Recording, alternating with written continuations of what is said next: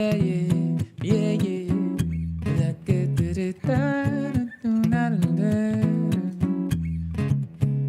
Knows to keep me love that one know that baby.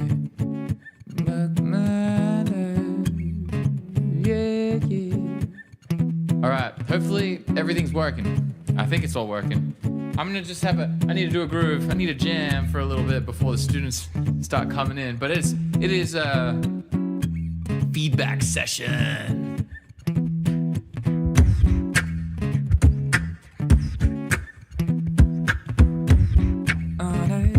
Yeah, Oscar's ready. Let's go. Hey yo, hey yo, hey yo, hey oh. Hey yo, hey yo, hey yo, hey oh.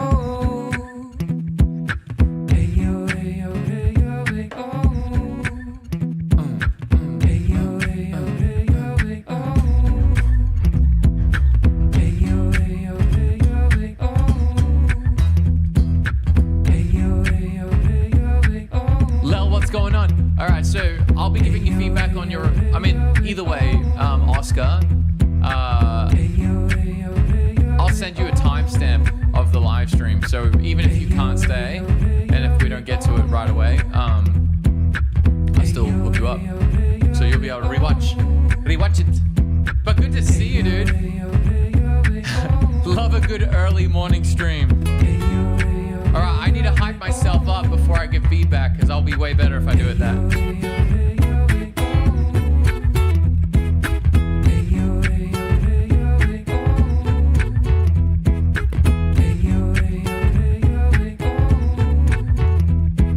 El Serpentiente, I cannot.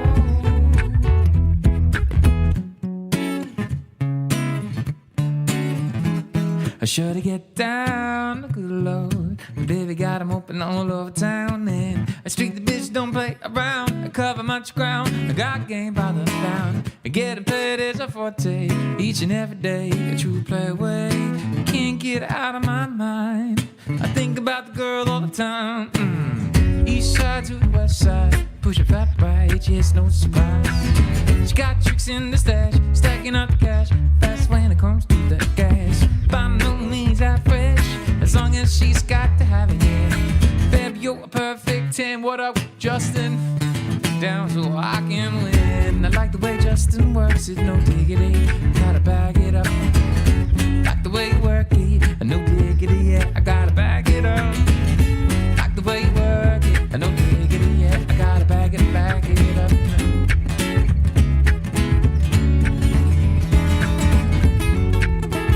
You got rehearsals and you got an exam? Oh man, you gotta get it done.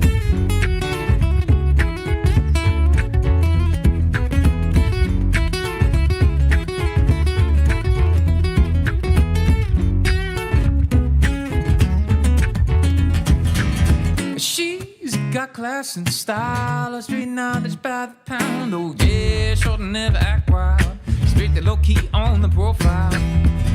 Catch your feelings, says I know. Let me show you how it goes. Curves the word, spins the verb. Loves it, curves, oh yeah, what you heard. And holding through the fatness, yeah, you don't even know what the half is. And you've gotta pay to play, just to show the bang bang look your way, yeah. Like the way you work it, I drop tight all day, every day, yeah. Blowing my mind, cause baby in time, I wanna get you down now in my body, yeah. Like the way you work it, I know diggity, yeah, I gotta bag it up. Like the way you work it, I know diggity, yeah, I gotta bag it up. Like the way you work it, I know diggity, I gotta bag it up now.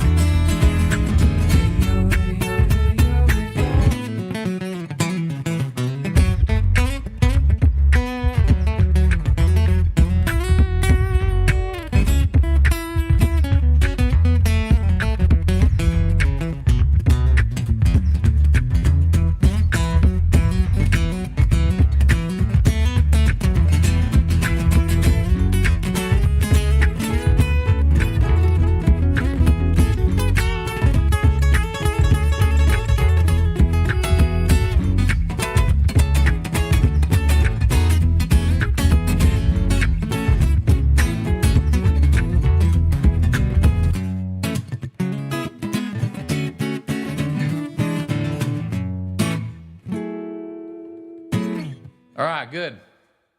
Got that out of my system. I needed to do like a warm up because your boy is quite exhausted today, but I'm ready. Let's go. Let's get into feedback mode. So today is not normally a normal stream day. Today is the day that we give feedback to all the students in our online music school who have posted videos. Oh, Winter, what's up? Oh, Winter, how you do? How you do? Where you at? Oh, you got plans? Don't say that.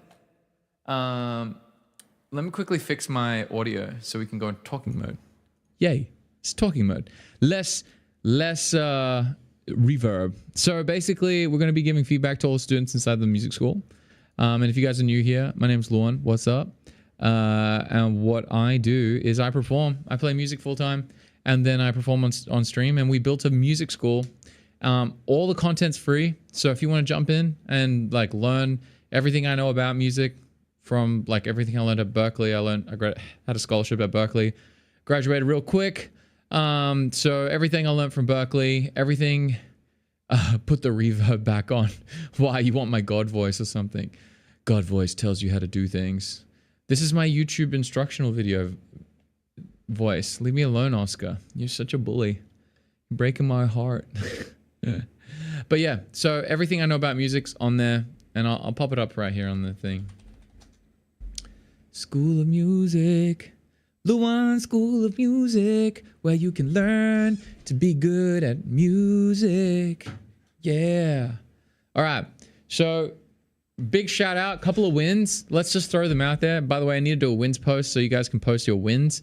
But like, actually, let's just do the wins post now. Share your wins of the week. Okay, so I had a couple of big wins this week. I'm just gonna say some really, really cool ones. I learned how to play Baby by Justin Bieber. So I learned how to play Baby by Justin Bieber, and I've locked down Dancing Queen. That was always one of the songs that I was always like, is it like, I keep forgetting the lyrics. So now I fully memorized everything. But yeah. Oh yeah, B-Rad, we'll do our coaching session 30 minutes early if that's cool with you. I would much appreciate that. That would be very great. 30 minutes earlier would be very great. You just message me when you wake up and then we'll have our call. So yeah, I learned Baby by Justin Bieber. I got Dancing Queen down. I've got Dance with Somebody. That's another one. Whitney Houston, getting that one down. There's some songs I already know, but I don't like have them memorized. But yeah, so, but the biggest win, are you ready for the biggest win? Ninja Bob, what's up? Biggest win, I played 3 weddings this weekend, which was epic, and we had like a very, very good time. The wedding on the Friday, I was playing and I started my set, and I asked some people some of the guests what song they wanted to play. And this girl was like, can you play John Mayer? And I was like, what? John Mayer at a wedding in Australia? Of course I will play John Mayer. And then I asked which song that they wanted. And Oscar, can you take a guess which song it was? Because we'll see if Oscar's paying attention. James Grande, what's up? Yeah, so we're doing a feedback session for our students. It wasn't WAP, dude. But they are... Found my passions like daughters, no such thing. It was Something Like Olivia. And I played Something Like Olivia, and it turns out Something Like Olivia was one of the bride's favorite songs. And so I crushed that song so hard. Like, so hard. It was so good. And they were singing it, and it was just like, they had all their crew on the dance floor singing Something Like Olivia. And I was like, this is one of the greatest wedding moments I've ever had. And I probably will never have that happen ever again. So it was pretty cool. So I'll quickly type out my wins. I'll just do this later. I'll post this for you guys because I want to hear what your wins were. Now, the admin before we get into the nerd stuff for no, that's not where I want to go there. So today is feedback session for all the students who are inside the music school. So if you're inside of the online music school, my Law School of Music, and you're part of the community, once a month I will go through everyone's videos and I will give them feedback on what they want help with. And you guys can post throughout the week and do like throughout the rest of the month and show your progress, and everyone will help each other out. It's really, really cool. And if you want to try it out, you've got like probably an hour before you might be running out of time, but you can sign up for free and post a video right away. If you're new and you're watching live, you can definitely sign up for free and then cancel and then try it out if you want. No stress. We appreciate you even just participating into the chat. But yeah, so that's what we're doing. Now there's some cool stuff that's happening right now. There's been changes to the mentor community. And then there's also, I'm offering, because people have been asking, they want to get coaching calls. I've been trying to figure out how to work my schedule. So basically there's going to be like 4 tiers of access to Luan, and how I can help you guys out. The lowest tier is free. So consuming all my content, it's all free. Share it with your friends. That costs $0, and I will never gatekeep any information. I will be always giving you guys the best that I have to offer, and as I improve as a communicator and a music and a video editor and all those things, everything I learn about music, I will be giving to you guys for free. So don't ever be worried. All the content will always be free. The next level up is joining this community that we have, the Luan School of Music. If you join the community, you're going to be able to learn from other people. And then also every month, I'm obviously going to give feedback. And then the next level up from that is joining the practice room. So that's what this is over here. So this is my closed mentor community where you can sign up, and every Saturday we hop on a Zoom call and we get to interact in person, and I go through feedback similar to what we're doing here. We do the same format of you submitting a video, but then we go a bit more in depth, and it's a bit more it's a lot more personalized pretty much. And the one thing that we did change with this one is with the annual subscription, if you sign up for a year, you also get 4 one-on-one coaching calls with me, which we do every like couple of months. So we keep you on track to your goals and help you get really, really good. So you get extra that. And then also you get free lifetime access to the online music school if you sign up to that. And then through popular demand, we are going to introduce one-on-one coaching calls. So if you guys want that, it'll be okay. So for the one-on-one coaching calls, it's $89 an hour US. So that's how we're going to price it. So it's going to be good. If you guys want it, I haven't set up the exact booking information set up yet, but if you guys are interested, just send me a DM on school, and then I will rush that process. But yeah, it'll be $89 US an hour. So it's usually just, and that's all recorded as well. So once we finish the coaching call, you'll get a recording of that to keep forever. So if you forget things, you can always go back to it and keep on the grind. Gigi, what's up? For the mentor community, for the yearly, it's $5.99 US per year. We were going to raise it, but we're just going to leave it at $5.99 till at least around like 75 members or something like that. So, yeah. Early days, but hook in if you guys want to try it out. So let's get back to the most important part here, which is the leaderboards. So crushing it this month has been the month of Oscar. So everyone, round of applause for Oscar. I need to get the sound bite thing going again. But Oscar crushed it. He's number 1 on the leaderboard. Then we have Caleb, who came second. B-Rad third, Simon, Decker, Anirudh, Steve, Abishek. Yeah, Abishek's up there now. Steven and Luke. So basically, if you're part of the leaderboard, the top 10 on every single feedback session, 3 people from the top 10 will get access to the mentor community for free for 1 month. So Oscar automatically gets it. Now, Caleb, so 1 and 2 automatically get it. And then between 3 and 10, we do a random draw. And then we will see who wins that in a second. So Caleb will select who he wants because he's already a paying member inside that community. So if you've already won or you're already a part of the community, you get to choose whoever you want inside the music school to get access to the mentor community. and it's gonna be pretty cool. So let's go find out who won. Random number generator. Let's do it. Random number generator. All right, we want 3 and 10. Okay, so this is the real pressure. The real pressure. So the only people who haven't won, so pretty much everyone in the top 10 is part of the mentor community. Steve won last time. Steven Shen is also in the community. Luke's in the community.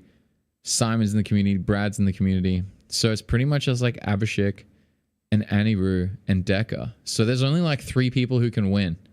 Like just straight up win. So this is pretty intense. It's like camping. All right. Let's do this. Are we ready? Anyone got a drum roll rolling? Oh, and James Grand, my name is Luan. So like Lu, to pronounce it Luan. Think of it like that, like Lu and then the number 1, and that's the best way to pronounce it. 7 was the winner. Steve. Okay, cool. So basically, Caleb and Steve will get to choose anyone that they want in the community. So we'll follow up on that, but massive congratulations to Oscar for putting in the effort and hanging out. 7, yeah, you called it, Oscar. So quick. Grande like Starbucks, or like Ariana Grande, right? Yeah. Oh yeah.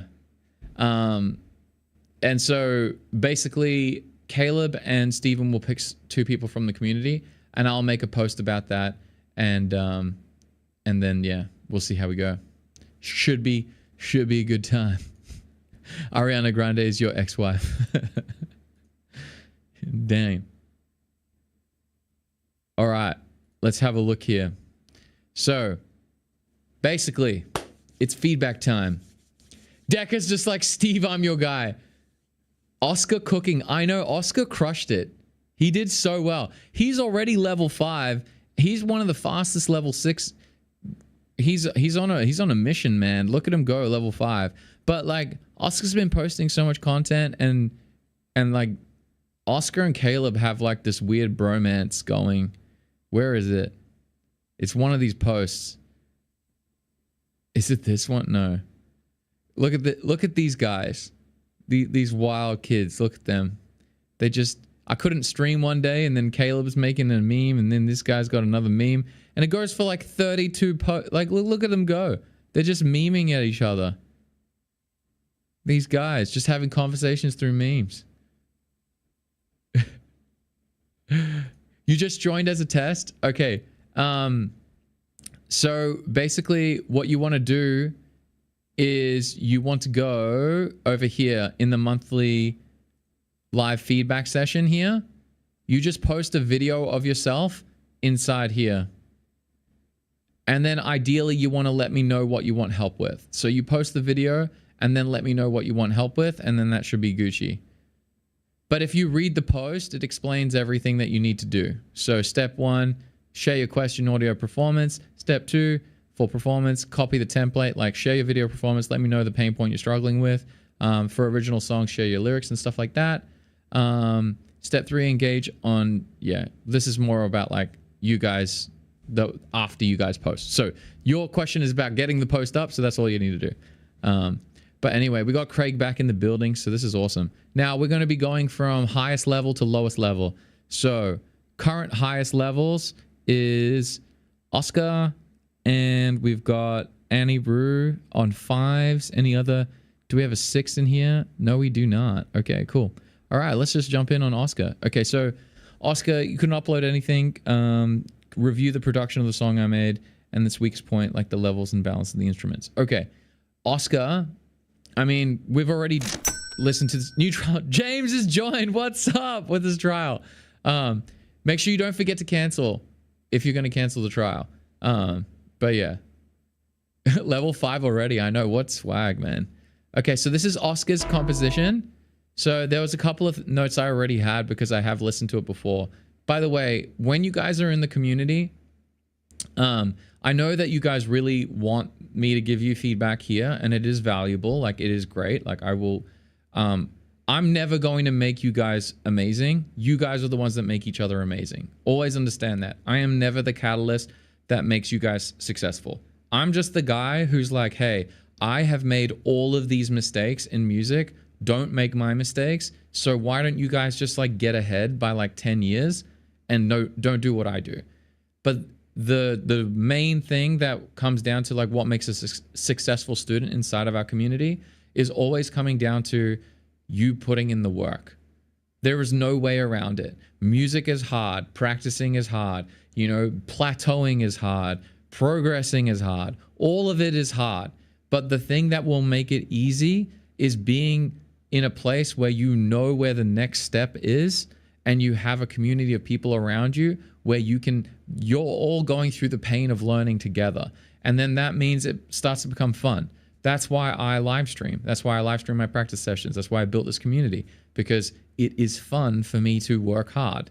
And so if you can gamify learning, then, oh my God, you're just going to get so good so fast. So just know that I'm not the one who's going to help you guys win, but you guys putting in the effort yourselves is what's going to help each other win. And then you guys all communicating with each other and learning from each other that's the magic of this community. So definitely, you know, don't be underrated against each other. So share your stuff, especially throughout the month when when we're not doing actual feedback sessions. So, but yeah.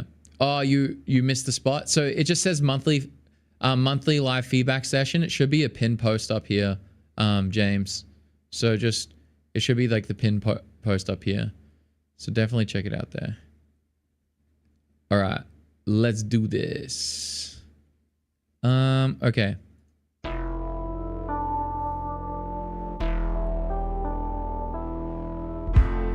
There's a lack of attraction,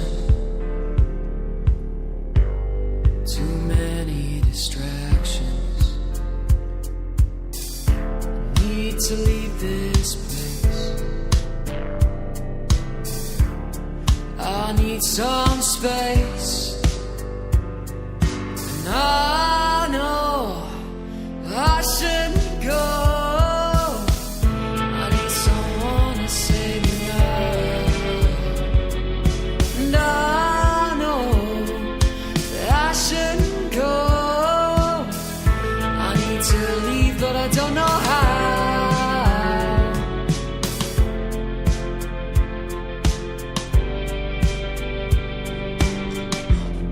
Can't get any traction, no one reaction. I need to leave this place. I need some space, and I know I shouldn't go. I need someone to save me now, and I know I shouldn't go. I need to leave, but I don't know how.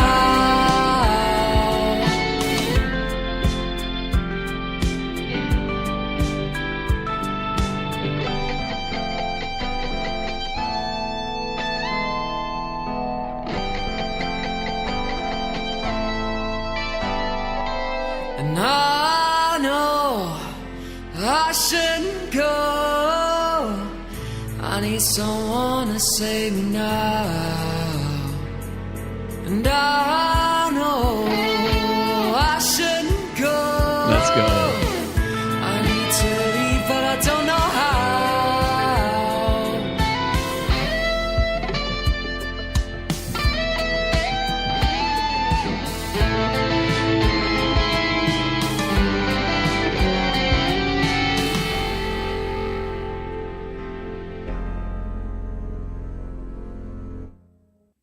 Okay, cool. So Oscar, this is wicked. It keeps getting better and better and better and better. I'm loving it. So the main, so when it comes to mixing, Trish, what's up? As well. Oh, so Tomic is asking. Tomic, so basically this is the feedback session for all the students in my online music school. So if you look in the description, you can sign up for a free trial, and then you can just post your video there, and then just cancel your free trial as well if you want. Look, everyone's loving it. Adam's loving it. Gigi, you got Gigi, such a Beatles feel. Yeah, Oscar's got that Beatles vibe going. What I would say, okay, so when it comes to like the mixing element of it, I can't really help you with that. I'm not that like expert at mixing. If you are chasing mixing tips, what I would recommend you do is find a producer and then start like picking their brain and like say, like, if you can get, this is actually how I do it, right? So I have a guy that is a good friend, and he's an extremely talented producer. And what I basically do is I will produce the track, and then he will sit with me and we will go through everything, and I will learn through him telling me all my mistakes. So what you might want to do is find someone who's better than you, maybe in your uni, because you're at a music uni, right? So find someone who's better at mixing than you, and then be like, hey, can you help me mix this? And then you say, I'll give you like 100 quid or whatever, like whatever price it is. Get that person to watch you mix, and then they can point out all the things that they would do. And then you will learn really, really fast through doing. Because you could watch a million videos on YouTube, and like there's a lot of information out there, but there's heaps of conflicting information. So just find someone that you think is awesome at production, and then get them to show you how to do it. Like, that's just how I did it. I found someone who was amazing, and then basically that person just ripped all my mixing to shreds. And so every time they did something, or they made a suggestion, I would learn. I'm like, okay, cool, that's how I can work this, or this is how I can get this effect in my EQ and things like that. But the one thing I will say that I want you to do, oh yeah, okay, cool. You got advanced, yeah, okay, that's fine. So that's the one element. Find people who are better than you and steal their knowledge. That's the best way to do things. The second thing is just keep doing it. Do more and more and more. Do more, and the best way to get really good at production is you want to go and Thomas, what's up? Thanks for signing up for a trial. So basically what you want to do, Oscar, is you want to go and get the songs that you are inspired by and reverse engineer as best as you can all the production elements. Like, you want to try and replicate the EQ of whatever track it is, and replicate, you know, the arrangement, and replicate the pan level. Like, how's the stereo field looking? Where are all the instruments being placed? Do that. And every time you do that to a song, you are just going to get better and better and better and better and better at production. You'll get so good at production that, like, you'll just be like, whoa. And the other, like, and then the back end of that is that your ear is just not good enough yet. And so, like, our ears, they are always being trained. And if you haven't got a huge experience in production, you don't have a good production ear. If you haven't got a huge experience in songwriting, you don't have a good songwriting ear. If you don't have improvisation, it's like in every era of music, as soon as you walk down a new path, you start at zero again. And it's like, oh God. And so just remember that over time, your ear, because you're doing it all the time, is just going to get so good that, like, you'll be like, man, how did I not hear that before? It's like, well, because you weren't trained. And so you're already on the right path. So if you do the production that you just did now, which is like one of your first ones, I'm assuming, if you do that, like, all the time, maybe like one a week or one every month, dude, in 3 or 4 years, you're going to be so good. Like, it's going to be fantastic. Like, this is already great. And then, like, but obviously you have a standard that you want to hit, like a very high level of musician. So you want to be part of that upper echelon of awesome humans that can do crazy things. So that will require a lot of work. And so you just keep doing what you're doing and you're going to get there. So that's really, really cool. I like that. The only thing I would say towards production that you can do that would be really, really good for you is start diving into harmonies. You need to start thinking about where you can fit vocal harmonies. So I don't know, did you double track any of your vocals at all? Like, you could do guitar harmonies for your arrangement, but I would start thinking about adding vocal harmonies, even like soft, like ooh pads or whatever, like things like that. or double tracking your vocal for different sections, because then that's gonna create the spatial lift that you're looking for in the voice, to separate it from the rest of the mix.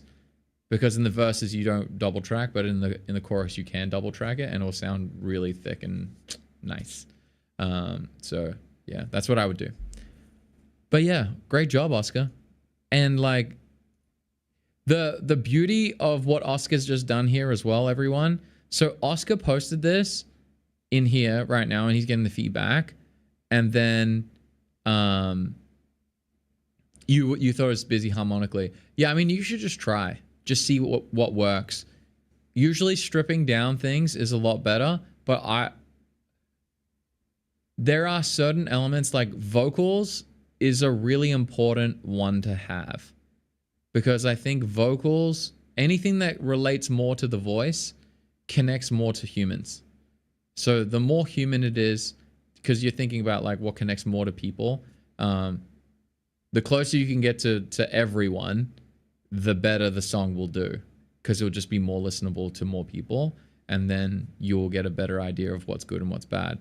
A lot of the times, especially if we're players, we'll think all the guitar stuff's cool, but no one cares about the guitar stuff. In fact, actually, just because I was having that story about the Something Like Olivia, when I played that for the bride, I was like, oh my God, they love Something Like Olivia by John Mayer. They're going to die when I play Neon, because Neon is like the pinnacle of John Mayer.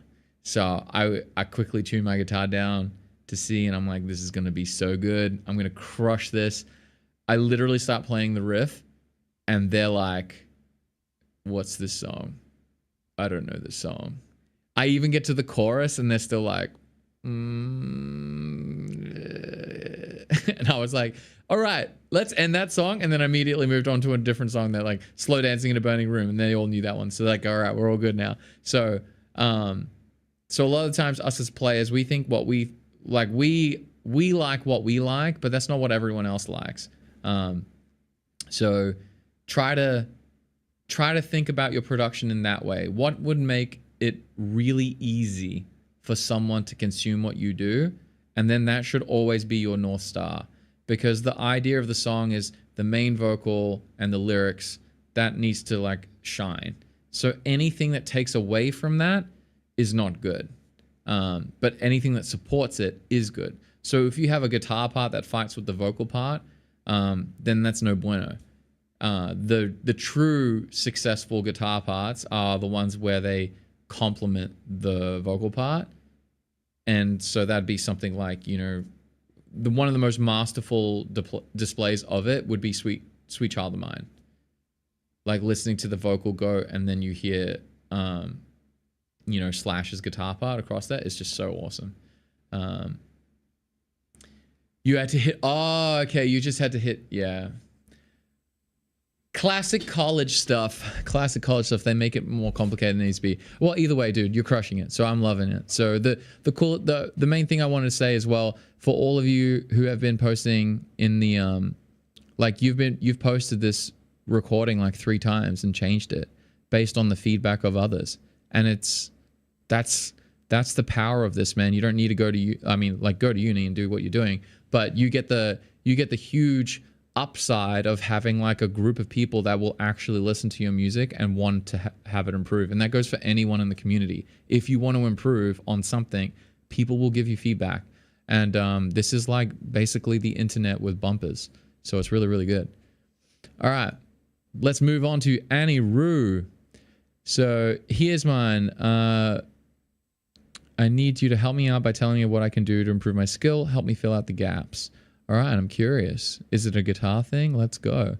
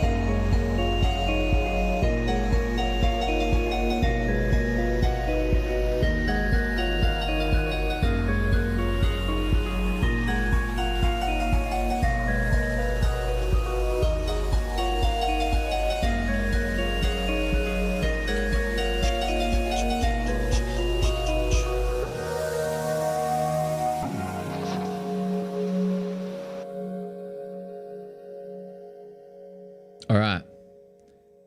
Perfect. Okay, so the only thing, Anirudh, like, I'll be sorry, the headphones are really loud in my ear for some reason. I don't know what's going on. So what I was gonna say with the production, so dude, this is a massive level up. So if you guys don't know, Anirudh's he's OG. He's been here for ages. So he's like level 5. He's just halfway towards level 6. Let's go. So he used to do lots of guitar stuff and improvising and things like that. Now, the one thing that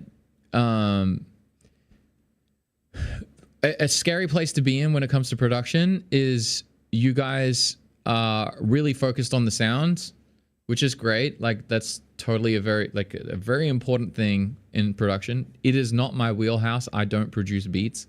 So, but the one thing I will say is any person who is successful at producing beats is producing beats for the purpose of adding a song on top of it. So right now, this is what we call like doodling. Now, I would highly encourage you, like, if you want to improve your skill and you want to fill out the gaps and things like that, what you have right now is nothing until you have a melody. Until you put a melody down and until you put a purpose to the song, it just is noise. And this is the reality that all of us musicians face. We all sit down and we'll, like, I would sit down and just jam and improvise over chords. That is one of the biggest waste of times that any musician can do. Because like if the goal is to connect music with a lot of people, like, then your whole rule set changes. So if Anirudh, your goal is like, hey, how can I get really good at production? How can I get good at the writing process? How can I get my spot at Berkeley? Because I know you might want to go to Berkeley or do something like that. You need to be really thinking about the elephant in the room, which is you need a song. So right now you've got a bunch of really, really cool sounds that you've been making, but they're just cool sounds. So you need to think like, well, what's the song? What's the feeling?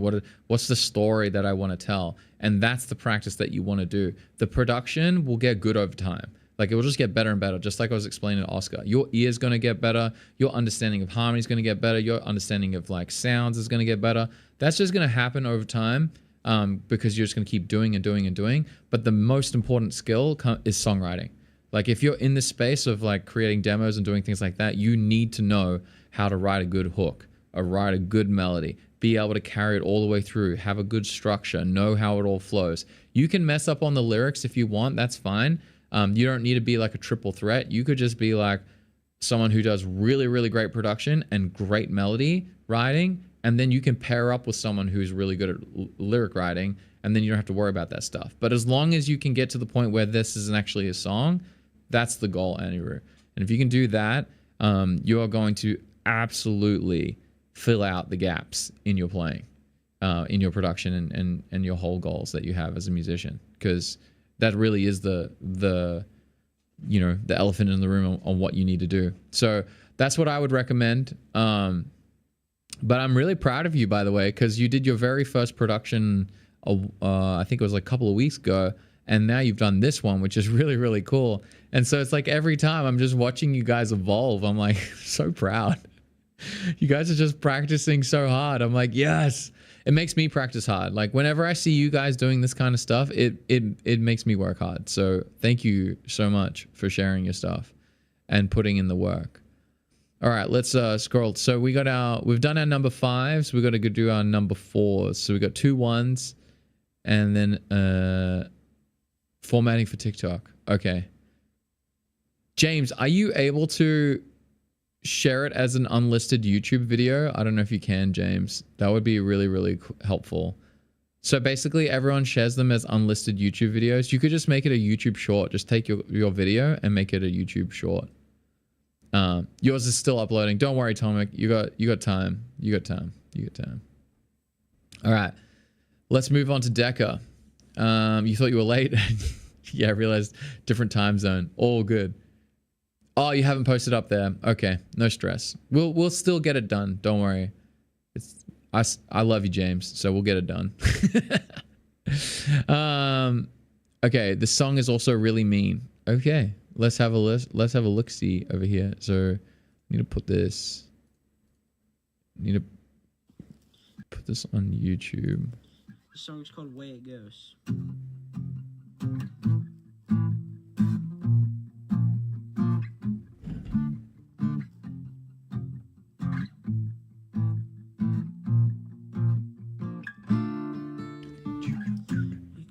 Should be right, yeah.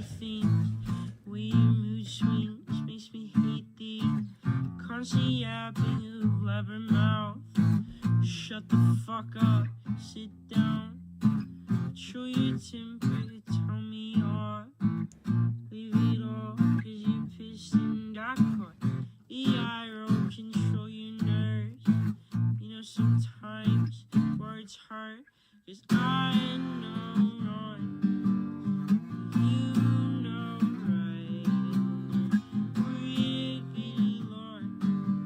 Sometimes we gotta fight. So I'll count some sheep. I'll count my toes and I'll count the stars. So it's the way it goes.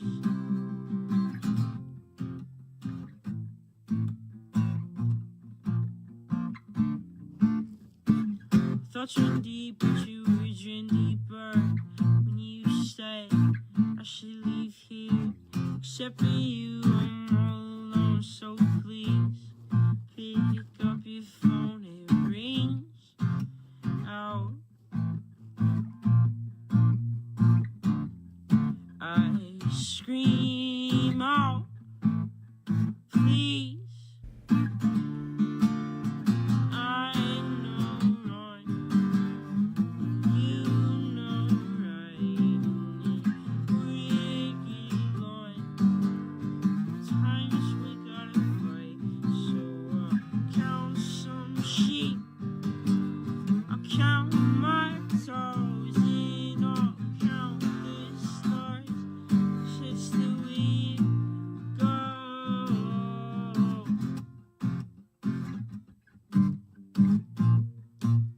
Nobody knows, it's just way it goes. Way it goes. Way it goes. That's just the way it goes. Nice, and that's. Well, that's not what we were going for. The song's Okay, cool. So that's your new guitar as well, right? Deca, is that your new? Yo, you're still here. Let's go. Okay, so let's have a squeeze here on this song. So again, this is the style of writing that I'm not super hip to, but there are a couple of things that there'll be a couple of things that we can be a bit nerdy on, which is there's things that you're doing well, which is the rhythm in the verses. I actually think it's the second verse that really sold me.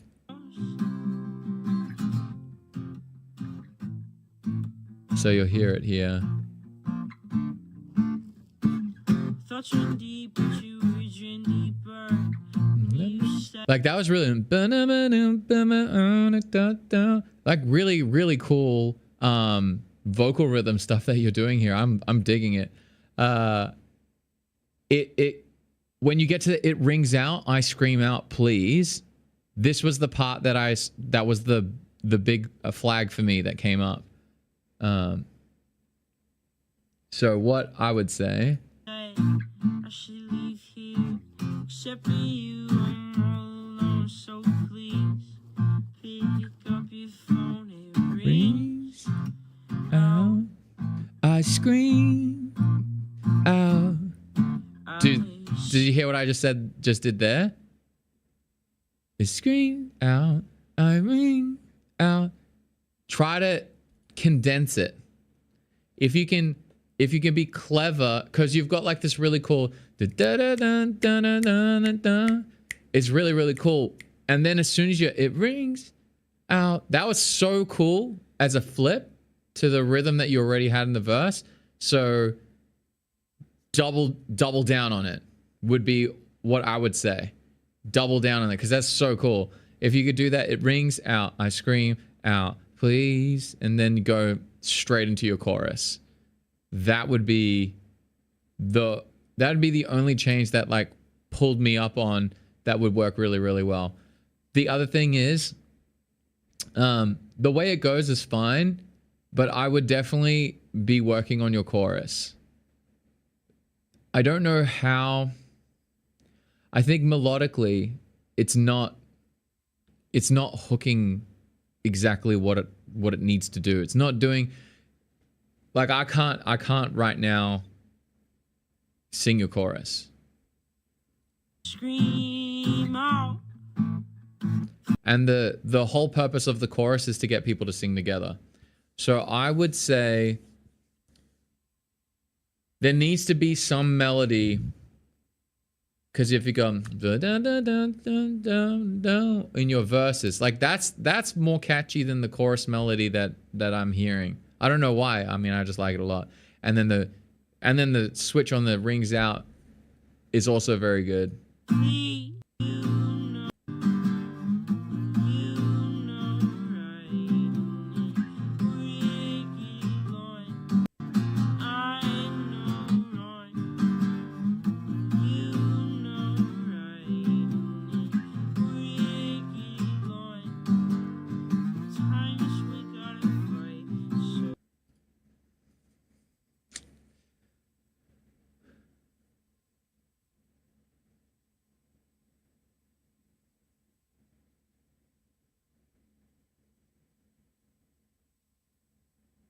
I don't know. Is there a way to make the lyric more simple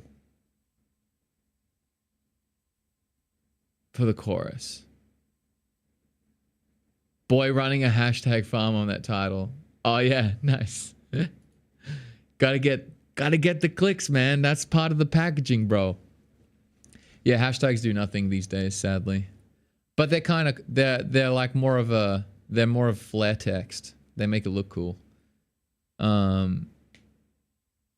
So I'm trying to think of, is there a way, do you think that you might be able to make the chorus more condensed? Because I mean, I like this. Like, this is the part that I like the most. So I'll count some sheep, I'll count my toes, and I'll count the stars because that's just the way it goes. Like, that's so good. It's just like, oh my God, are you done now? Finally? Like, that's such a great little spot. I mean, I like that. This is the part where I don't, it could be better. I reckon you could do something better. Something, you're already doing the longer melody. I would say do like a longer melody that kind of lifts up to a higher, keep the melody long, but then have the melody go up instead of kind of going down. Because it feels like all the energy is in your verses. And then when you hit the choruses, the start of this chorus is missing that. It's missing that lift, even though the guitar is lifting. So the guitar is lifting, but the chorus isn't lifting. And that's what's kind of like fighting me.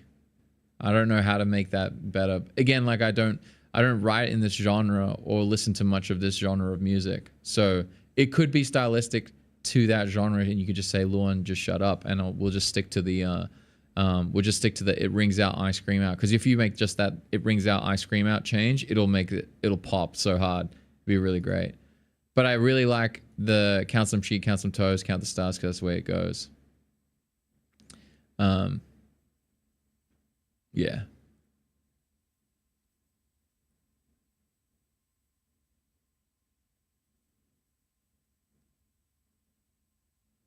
What if you started the chorus with that?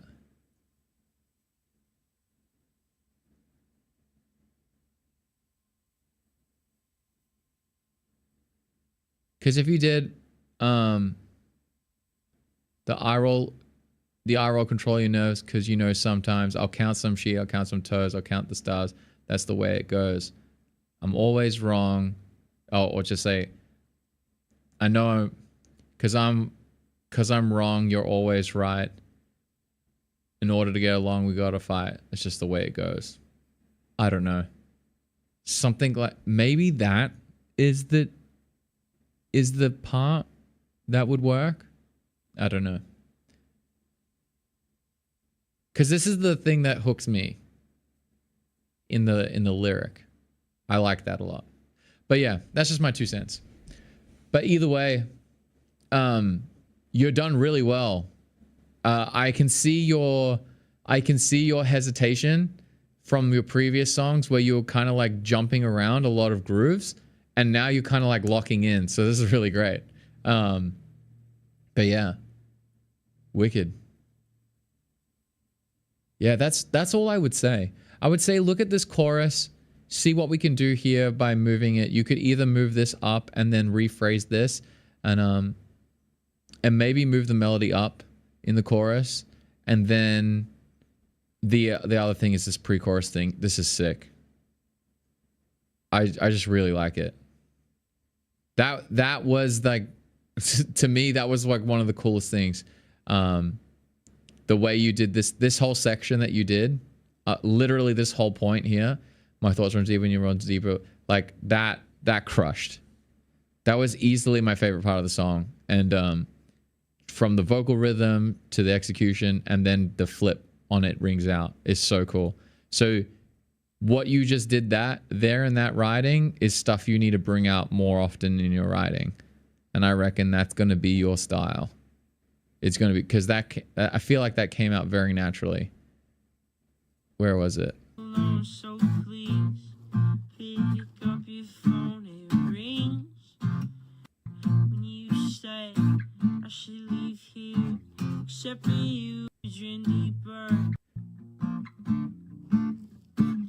Thoughts run deep, but you.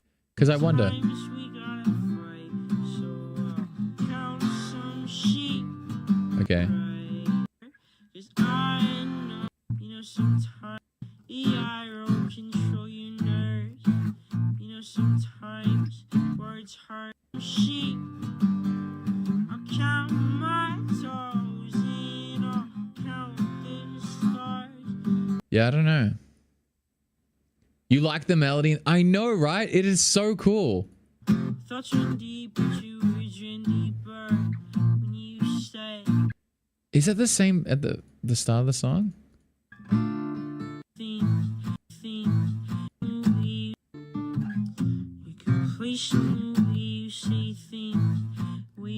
Yeah, no, see, that's where I was missing that. Okay, now that I've re-listened to the start, your second verse, this is it, man.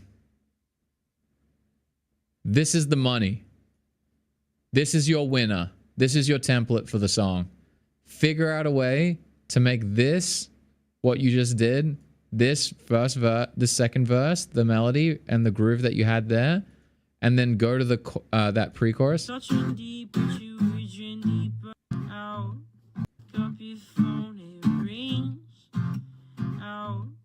And ding, like you could do something there, and then figure out a way to make this chorus a bit more simple.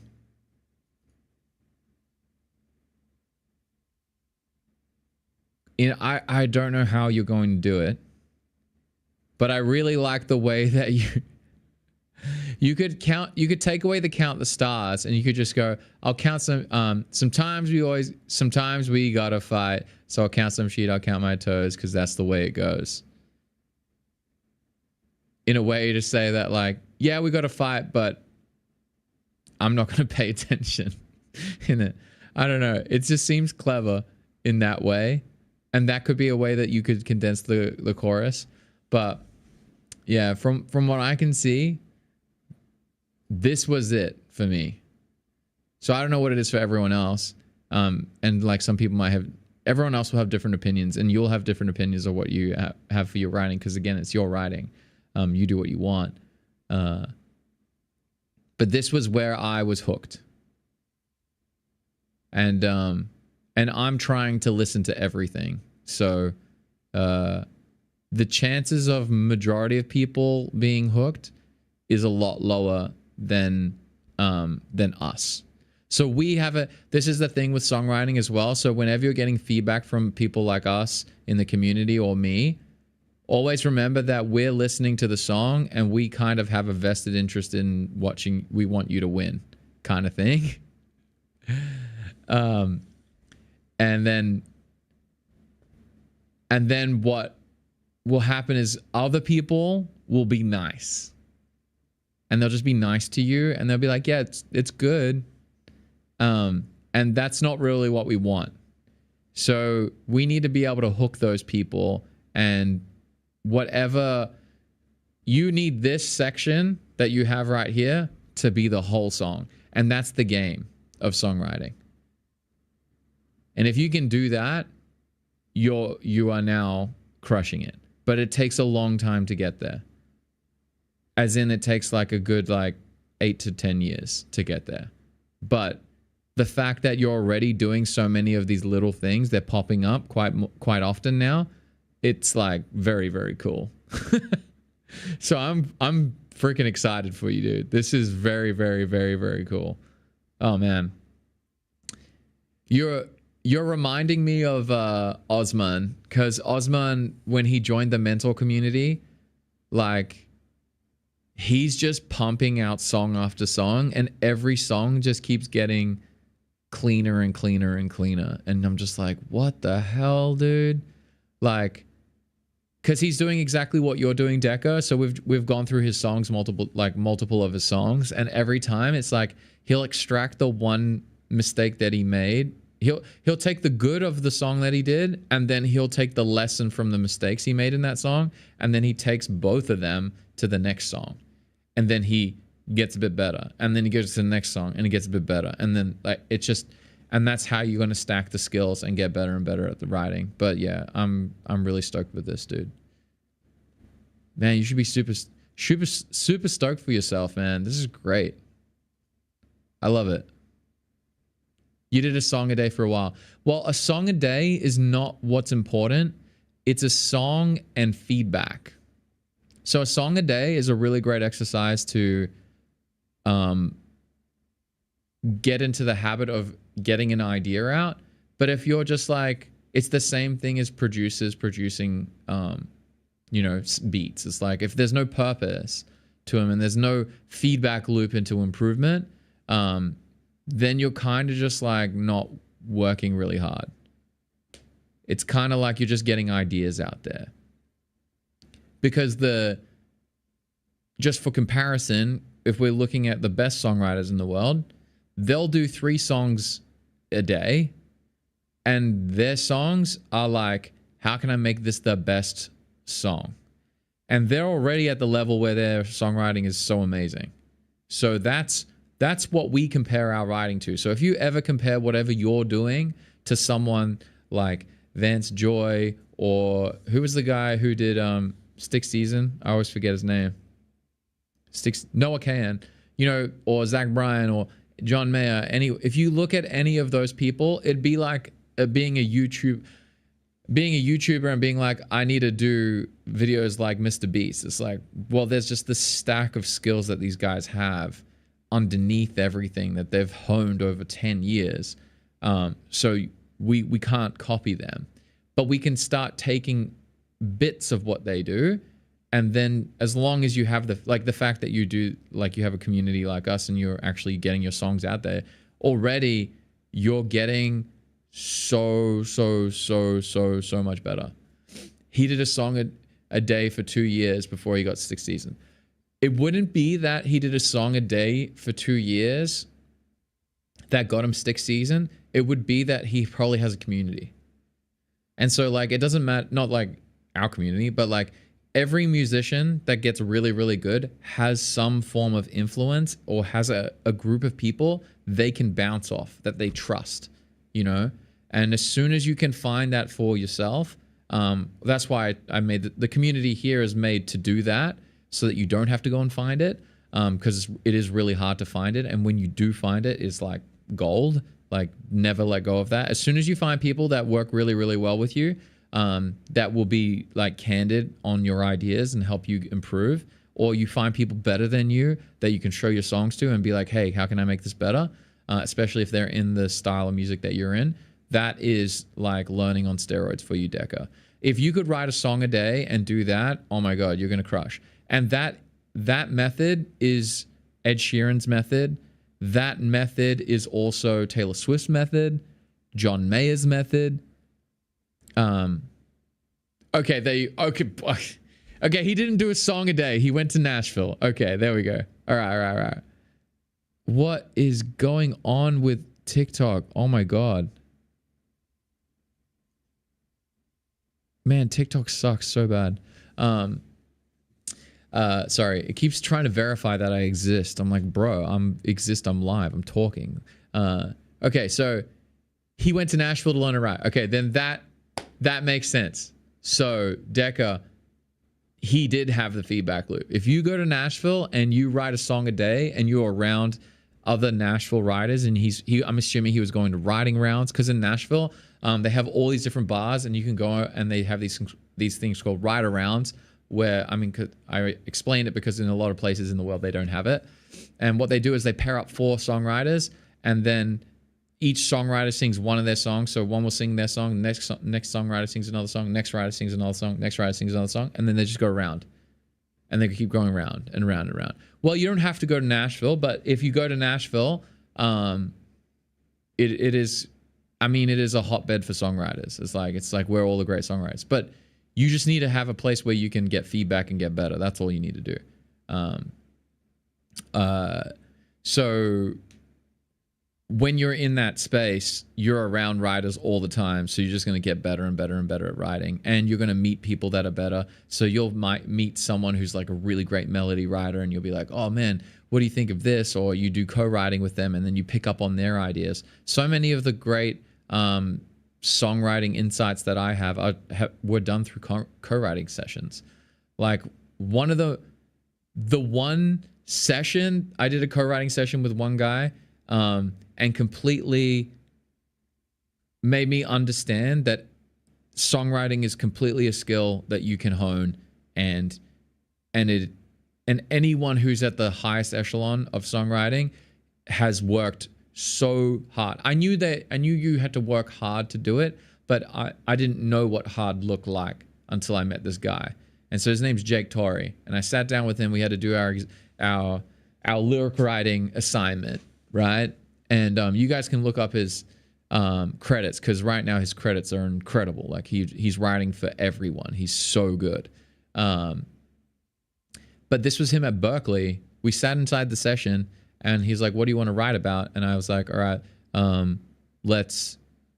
was like, I don't know. And he's like, well, we could write about this. And then he just like immediately plays something in the style of this song. He's like, oh, what about this? Or what about this? He just went through like it's kind of like his brain, like you see like those, I mean, I don't know how you guys go, you younger people, but because you guys didn't have discs and stuff like that, but we used to have like discs that you like flip through and try and figure out which disc that you want. But he's just kind of like flipping through. He's like, I got this idea, this idea, this idea, this. He's just like bam, bam, bam, bam, bam, bam. And each one of them, he was like, he had the idea and then the artist that he could reference it from. He could be like, we could work this kind of idea from this person, or this idea from this person, and that can be our starting point. So he could just pump out any idea he wanted, and then he could craft it, and then he crafted the song around whatever my idea was. Like, he was that good that he could create the idea, and then that idea that he created gave me inspiration, and then once he saw I had inspiration, he shaped my idea to make it better. He was that good. So fucking good. And like, that was him at Berkeley. I have no idea what level he is at now. Because, well, I mean, I know the level he's at. He's at like, Billboard Top 100 status. But like, I don't know what he would be like in the writing room. But back when he wasn't successful, that's how good he was. And so like, when it comes to writing, it really is a craft, and you want to sit down and if you're inspired by someone like Noah Kahan, I would say go and listen to the songs that these guys do and start learning how to see the tricks that they're doing, and then see if you don't have someone, this is the hardest way to do it. Well, the hardest way is just to write songs and then never do feedback. But the second hardest way to do it is take a song of Noah Kahan's and make that your exercise. That you go through everything. What are the rhyme structures? How is his vocal rhythm going? Where is he changing where are the repetitions? Where's the repetition in the rhythm? Where's the repetition in the rhyme? Does he have internal rhyme? Where are the themes changing? Where is his imagery? How is his verb usage? You can go through so many things. How is he fitting his pre-chorus to the chorus? Does he have a pre-chorus? How does he lift to his chorus? Things like that. For influence for song lyrics, go live a life. That's the best influence for song lyrics. And write more lyrics. The more lyrics you write, the more you start to pick out things in your life that are going to work. But yeah, the best way to write lyrics is literally go live a life. Very rarely can like a great writer can a great writer like kind of extract things from other people. That's a skill. That's another skill you can work on. Another one is like inversion thinking. So like, say for instance, you're like, okay, well, I've got, so difficult. I mean, it's not difficult at 15, Deca. You feel emotions. If it wasn't difficult for Taylor Swift, it's not difficult for you. The reason why Taylor Swift was so like, I mean, she still is. Her songs are diaries. They're just like, it's just her life. And then you're going to find, write about exams. But if you make one rule is make everything a love song. So if it's an exam, all the feelings that you get about your exams and stress, see if you can flip it to the perspective if that was a girlfriend. And then that can be like a song, you know? There's so many tricks to do it. As long as you think, one, can I make it a love song? And how can I reframe whatever the feeling is into a love song? Do that. That works. Two, you can do inversion. So for every good feeling that you have, there's also the polar opposite. So if you're feeling really good about something or a relationship or a crush or whatever you've got going or anything happening in life, think about the exact opposite happening and boom, you've got two songs. Yeah. As long as you aren't cheating on your exams. Yeah. We're still on that metaphor of like life, right? Is an exam. Anyway. So that's like, sorry, I just need a drink. Yeah, love song. You're testing me. I've been up all night and you're stressing me. Yeah, you could do something like that.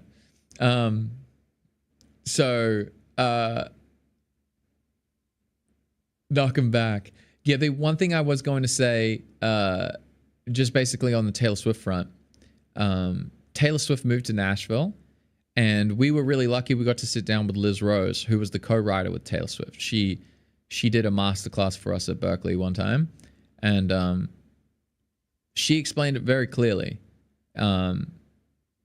Taylor Swift was going to make it no matter what, and everyone around her just were not ready for it.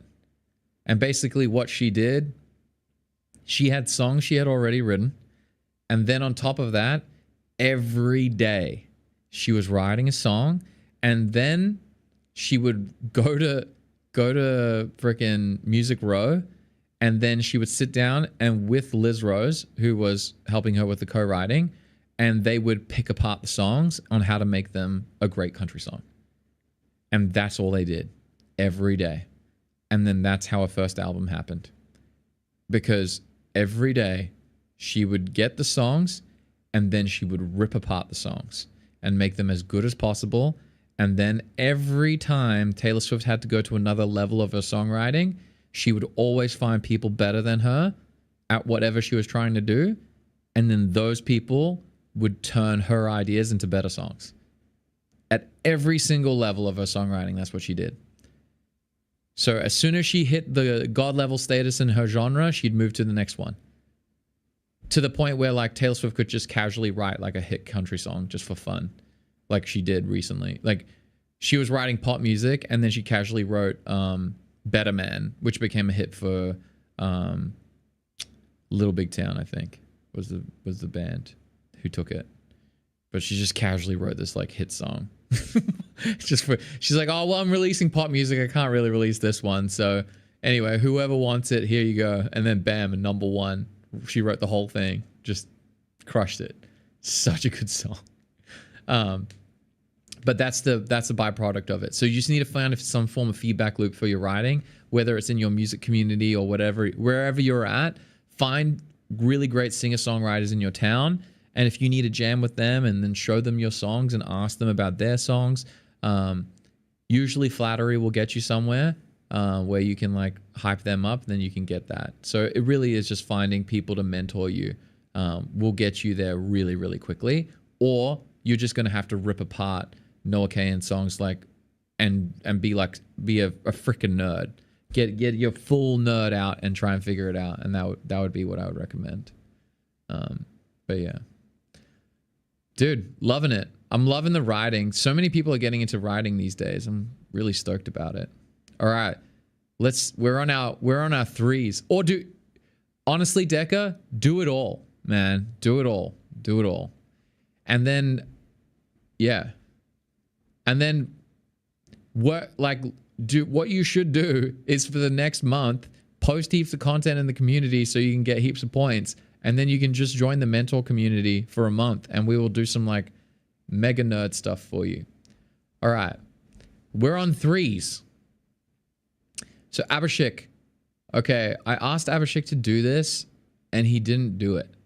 So I don't really know what to help Abishek with. Yeah, we did announce the winners.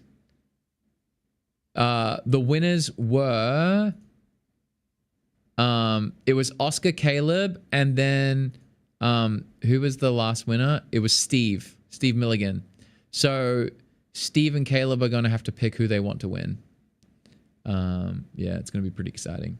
Okay, let's go here. So Abishek does a lot of piano music.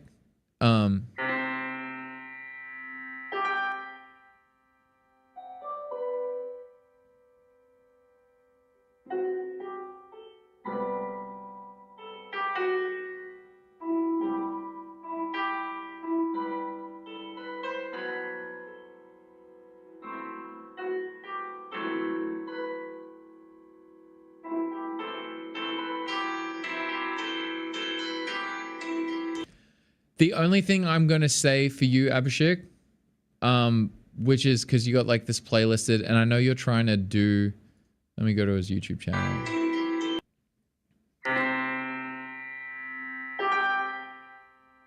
Okay. So, Abishek wants to, okay. Gameplay videos, things like that. Oh. Something about video gaming. Okay, I don't know. Well, I'm not sure what you're trying to do with your piano stuff or in the competitions. So one thing I would highly suggest is go...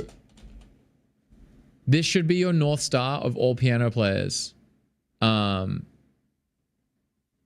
What you need to do is check out my boy Tony.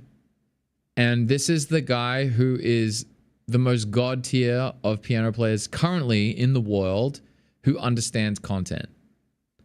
He really is like GOAT level now. I don't know. Oh, wait, no. Maybe they've removed a lot of his shorts. But what you need to do, Abishek, is you need to set up your audio.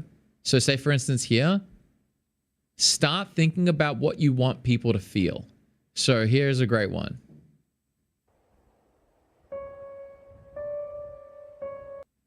So he has, what emotion does this piece make you feel? You don't have to tell them this is my song, because truth be told, no one really cares. Like in the world, no one really, like everyone's lives are so busy with politics and all this crap at the moment and inflation. Like no one really cares about what your song is. But if you can be like, hey, what does this make you feel? And then you have a countdown before the feeling. Like he spells out nice and clear, melody. And now his keyboard is running into a door. So make sure you do that as well with your recordings. And yeah, you will crush. That's what I would highly recommend. That's what I would say to do. Because I can't help you with the piano composition. Because I don't compose piano music.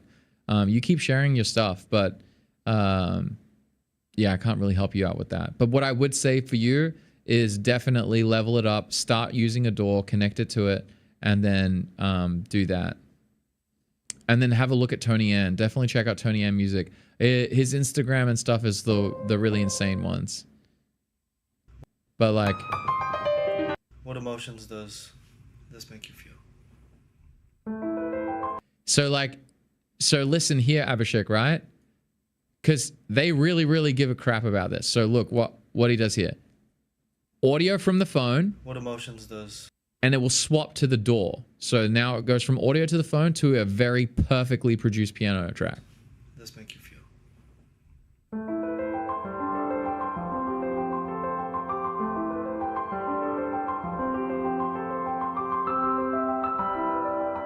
Man, he's so good. Anyway, we love Tony. Yeah, so anytime you're a piano player, composer, always look at the best people and reverse engineer what they're doing. So look at him. He's doing really, like, you're trying to get like cozy music, blah, blah, blah, things like that. Sell the feeling in the actual stuff. But yeah. Oh yeah, definitely Caleb. Yeah, Caleb, put that in a reply on for his DAW for the production. That'd be great. Yeah. Man, what are people talking about DAWs? Oh my god.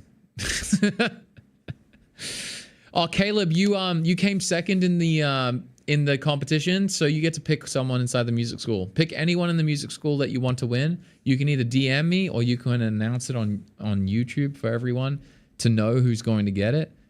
Feel free. You pick. All right, let's go Ella and Lucas. Okay, so I'm pretty sure this is Lucas. So he just played at a country festival. Oh man, he's been on fire, man. Lucas has, I watch their Instagram stuff all the time. It pops up on my Instagram feed. And every time I see them do something cool, I'm like literally anything they do is always so cool. He's always busking. Him and his sister are busking and then doing little performances, as well as their mum has set up a recording setup for them, and now their recordings are sounding awesome. I remember they posted a video. I think it was Ella was singing a song, and it was fully like very well produced. So hats off to the production squad getting it done. Vocal, I'm going to be singing a James Johnson song called Country Girl Can. I hope you all enjoy.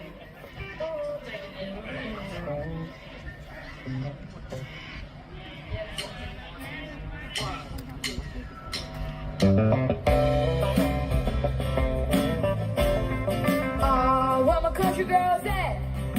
Yeah. She ain't in high heels, ain't wearing no skirt. She's up there working, got her hands in the dirt. And she loves back roads and weekends, out fishing with her friends. So if you never met a girl like her, well, let me tell you then, a country girl can look damn good rocking them boots and blue jeans. A country girl can run this town, keeping them boys on their feet. Not every girl can ride a horse, drive a 4x4, but a fire on a piece of land. Or keep up with the rounds when they're throwing down, change a tie with their own two hands. But a country girl can, yeah, a country girl. You know that a country girl can, yeah, a country girl can, yeah, a country girl. You know that a country girl can. Damn right she's tough and no she ain't backing down. When she rolls up, she's got that country up loud and on it. Friday night to find her out on the dance floor, spinning her out. Atomic, yes, we do save them. After the stream, I will go through and give you guys timestamps of exactly where the feedback happens. So if you can't stay, I will send you exactly where the timestamp happens, so you will always get your feedback. Don't worry, I got you, Tomic. So if you never met a girl like her, well, man, you're missing out. 'Cause a country girl can look damn good, rocking their boots and blue jeans. A country girl can run this town, keeping them boys on their feet. Not every girl can ride a horse, drive a 4x4, but a fire on a piece of land. Don't keep up with the rounds and the throwing down. Change your tire with her own two hands, but a country girl can. Yeah, a country girl. You know that a country girl can. Yeah, a country girl can. Yeah, a country girl. You know that a country girl can. Okay, I'm gonna need your help with this part. When I sing who can, you sing we can. You ready? Who can? Can sing it. Who can? Yeah, we can. Ah, yeah. Who can? Yeah. We can. And you know that a country girl can. One more time for me. Who can? Yeah, we can. Sing it. Who can? Ah, yeah. Who can? We can sing I it. know that a country girl can. Who can? Yeah. Who can? Ah, yeah. Yes. Who can? You know that a country girl can. Who can? Yeah. Who can? Ah, yeah. Who can? You know that a country girl can. Big hand for Lucas. Thank you, and thank you to the band. Let's go, dude. So good. So good. Ah, man. Makes me so happy. Dude, you... Yeah, let's go, Lucas. Yeah, the Aussie MC. Let's go. Crushing it. Bro, that's fantastic. You did not mess up so bad. In fact, I don't even think it's your fault. I think it's actually the band's fault. So don't even feel bad. You crushed it. And you are doing so well at respecting the vocal rhythm, because I remember ages ago when you posted that video, I made that comment about like, oh, just always focus on the vocal because that's the only thing that matters. Dude, you're never slipping. He's, dude, I'm so excited. It's like, just keep it up. Just don't stop. Like, keep going. Don't stop. Sometimes the best feedback that you need is don't change. And like right now, don't change. Keep doing what you're doing. Whatever you're doing, it's working. So just keep practicing, keep putting in the time, keep learning songs. I would love to see you write a song. I would love to see some of the stuff you write. I think that's something that you should start honing in on right away.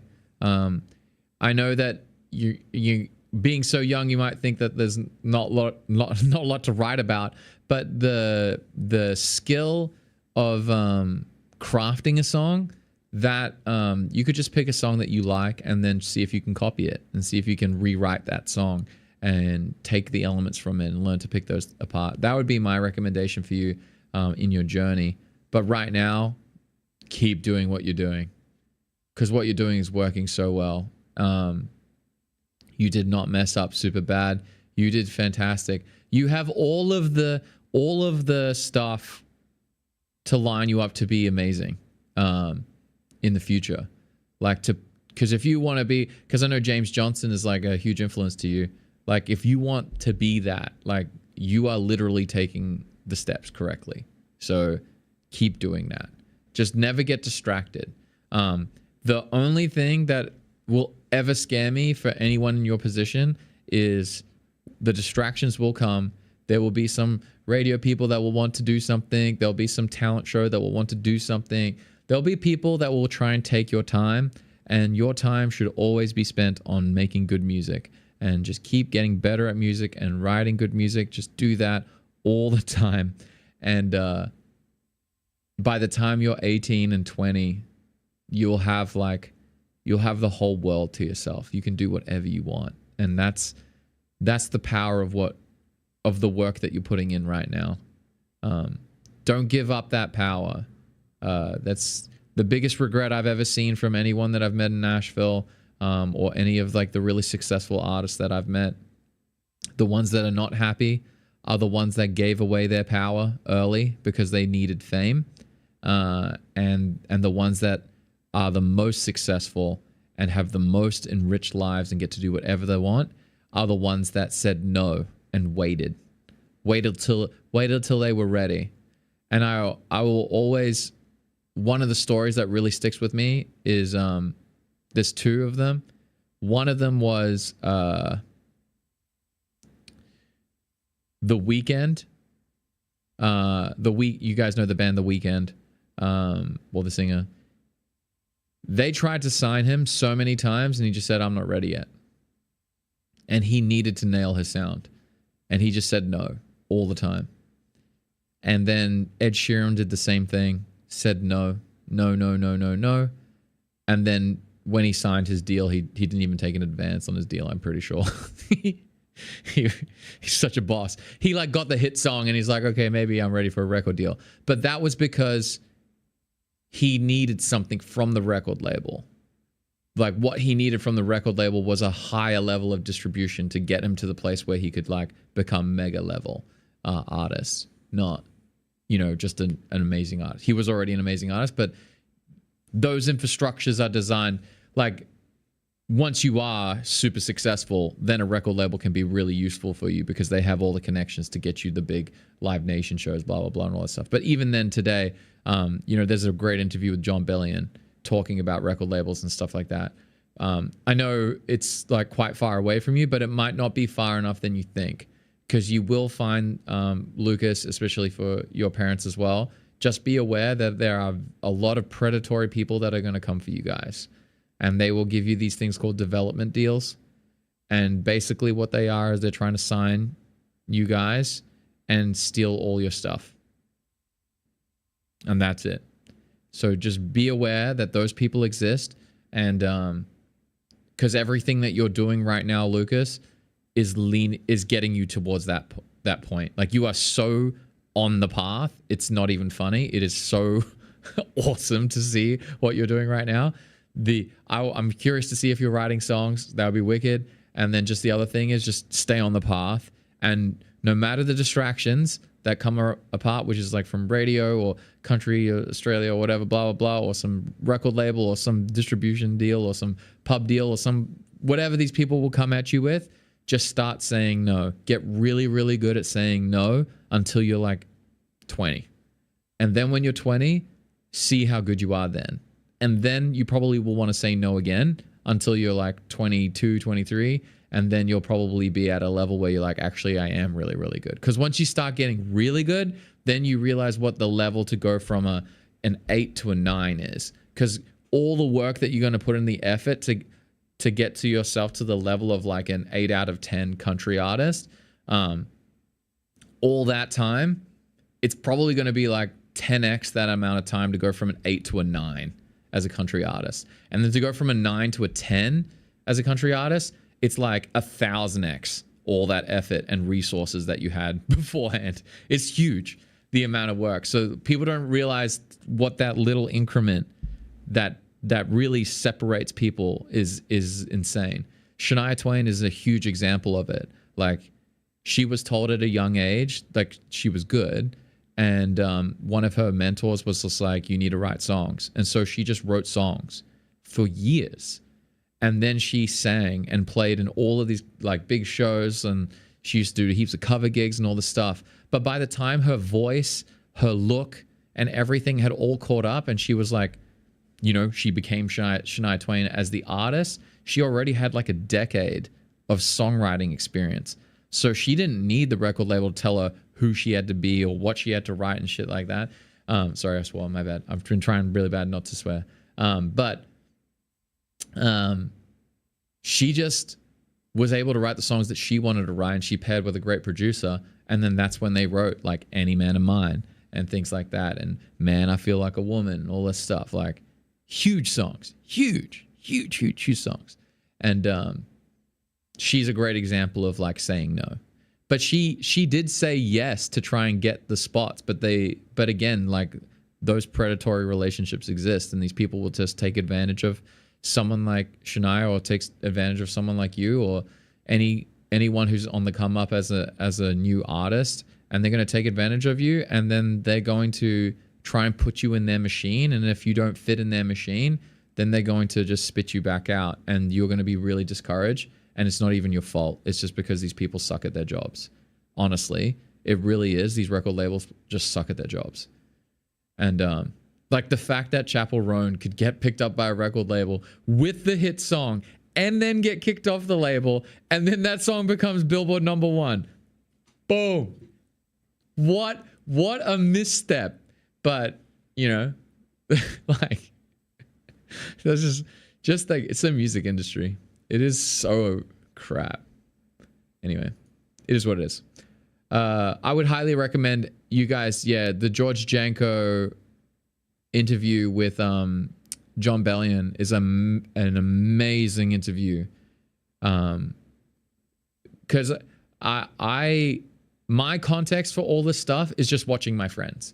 I've watched my friends try and get record deals. I've watched them get signed, watched them get dropped. I've had A&R executives come into Berkeley, and I got to ask them all these questions. We had like massive heavyweights inside the music business came to Berkeley, and the beauty of Berkeley was that I got to buy experience. That's essentially what it was. It wasn't about getting a music degree. I was buying experience from these people. So I haven't signed a record deal. I haven't done any of these things. I've just watched my friends, and I'm seeing the results of their lives, and I was like, I can't make that trade. Like it's a scary trade. And the scariest trade is the one where you're paralyzed and you can't do anything. And you have to go and get like a 9-to-5 job because you can't. The one that was really scary was the Mike Posner story. I don't know if you guys know Mike Posner, but he got smashed. He got mega smashed by his record label. And he was writing hit songs he could never release. And it was mega sad when he was talking about it. And then he finally got off his label, and then we met him right before he was about to release A Pill in Ibiza. And he taught us, and he explained his journey and things like that, and what mistakes not to make and things like that. So yeah, very excited for you, Lucas. Keep it up, keep sharing the content, and we'd love to see you guys post more here in the community. It's so cool. You guys are a great inspiration for others. All right, Craig, I miss you, Craig. Let's go. So you're finally playing around. All right, time to see his beautiful new guitar. Few bum notes. All right. And he's got the metronome going. Let's go, bro.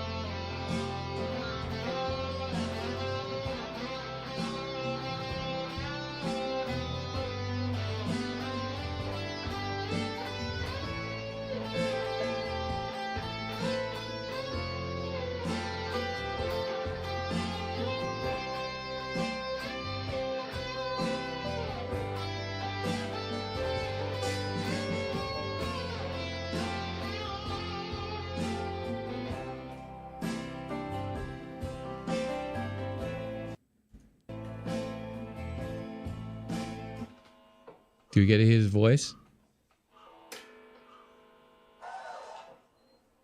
Oh, nice. Okay. Perfect. Okay, so this is the Lady Gaga song, I'm assuming. Okay, so the main thing that we need to, I mean, it's the tale is all this time, but you're keeping up. You've been doing a lot better with the timing. Just for instance, Craig's like biggest issue we've always had with a lot of Craig stuff is always his rhythm and his timing. Like, not that like he can't play it in time. It's like now it's kind of like the groove that we need to lock in on. And so I would say you need to sing the actual song. Obviously, I don't want you to sing Lady Gaga's part. It's really, really hard to sing. But whatever her vocal rhythm is. So there's parts that you do get really close.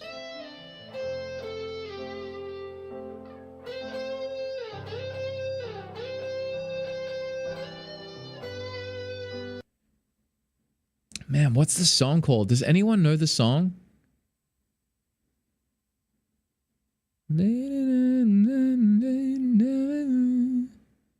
Does anyone know this Lady Gaga song? I swear it's the Lady Gaga song. Damn, I can't figure out. Timing is often a few bum notes, but anyways, onwards. Dude, I'm still stoked that you're finally playing again. But really, it just comes down to singing her part, like the vocal rhythm. Nail the vocal rhythm each little snippet, because there's parts here that she'll have like these really. She has like this really, really perfect phrasing. That's why she's so good. But you want, especially if you're doing the guitar stuff, like if you're going to be replicating a vocal melody on the guitar, it's not about getting the right notes. It's about getting the right, the nuance of her voice, which is just holding the note long enough or short enough to get the same feel that she gets. And that's where you can make the guitar part sound so, so good with her voice. And then obviously there's a couple of bung notes I think you were talking about, like these ones up. But that one was good. Your bends have been getting so much better. I think and I'm actually kind of stoked that the bends that you missed, you still fully committed. Where is it?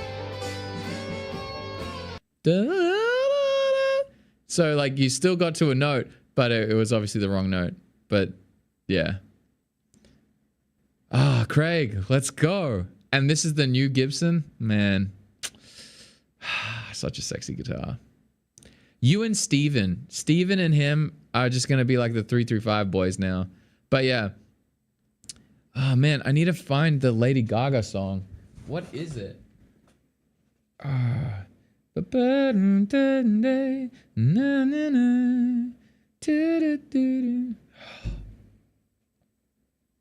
Does anyone know this song? This Lady Gaga song? I need to find it. Cause otherwise it's gonna bug me.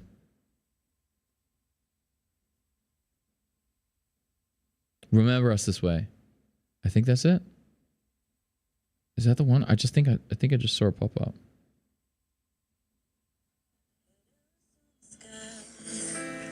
Burning in your eyes.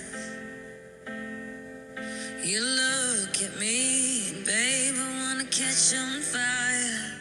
Okay, cool. No.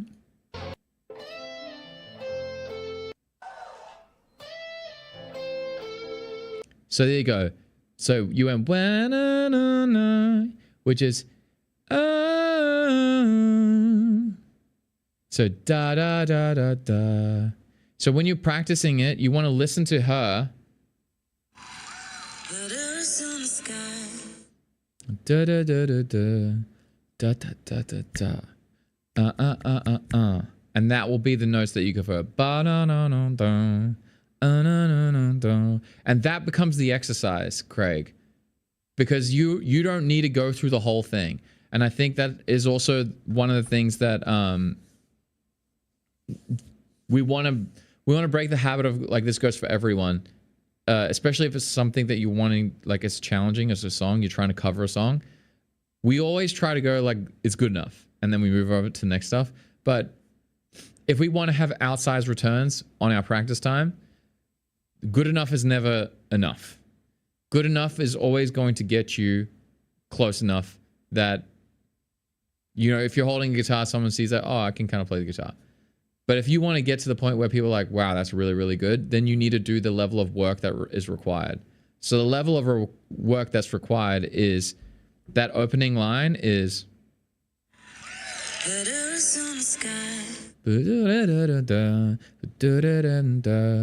Now, even that for me, always remember us this way.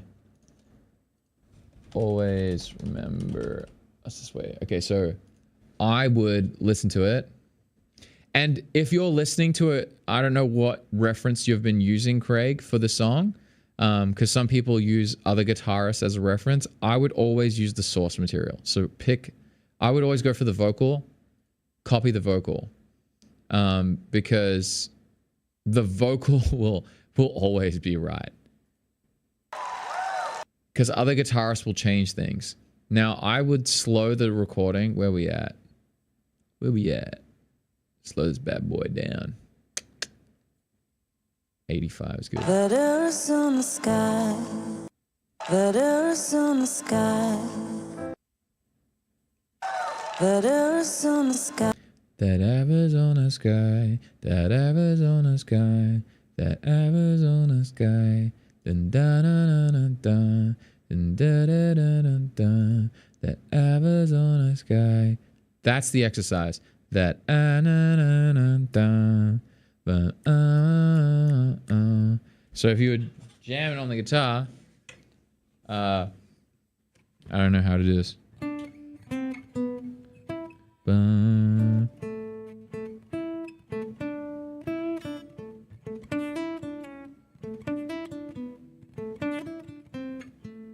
So that's it there.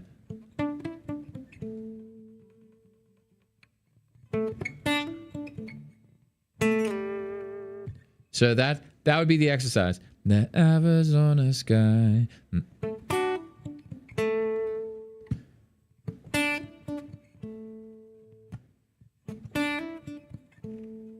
And if you can try and get the nuance of the like you can get the dynamics of her voice as well, but that Arizona sky, that Arizona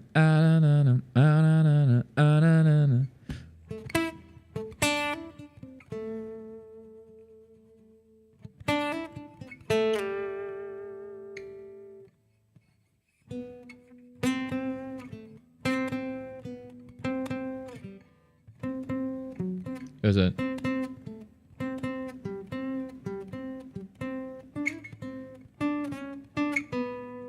Something like that.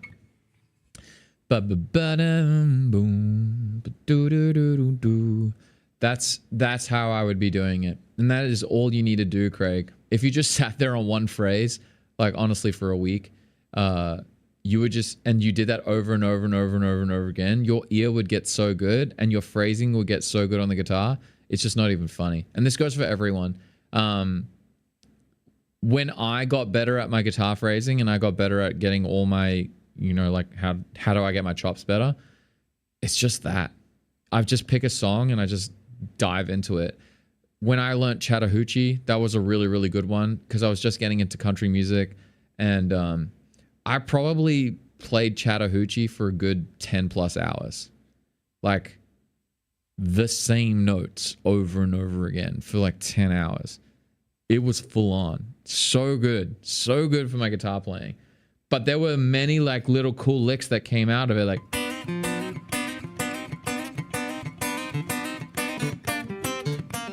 or it's like things like that, or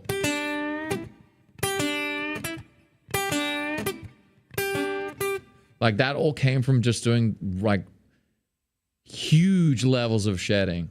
So I don't know how much time you put into this one, Craig, but I would say just listen to the recording, get her vocal rhythm, and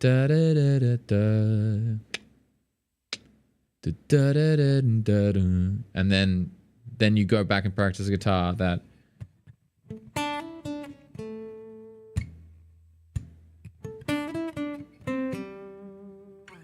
whatever the phrase is, and it will crush.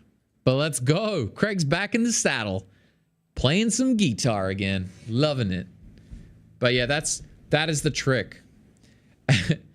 The trick is practice for a stupid amount of time, which is not what everyone wants to hear. Then everyone likes the silver bullets, but sadly, it is 1,000 golden BBs, and that is how we get better at guitar. So definitely hook in. All right, Adam, late submission, dude. You're not even late. You're fine. All right, let's have a look here. Original song you wrote almost a year ago called Breathe Deep. Nice. I think general feedback on listenability, lyrics, melody, structure. All right. Let's go. By the way, did Caleb announce who was the winner? And Dylan's in the chat. Dylan, where's your video, bro? We haven't seen a video of yours in a while. Alex is also going to be touring around Australia and New Zealand. Oh, congratulations, Alex. Living the best life. Okay. I needed some caffeine and to lubricate the vocal folds because my voice is a bit tired after the weekend. You've got to head to bed soon, James. All right, I will link you. We'll tie you up. Sorry, sometimes I get carried away in people's feedback. I just get into it a little bit. It gets quite inspiring watching what you guys do. But I'll definitely timestamp it for you.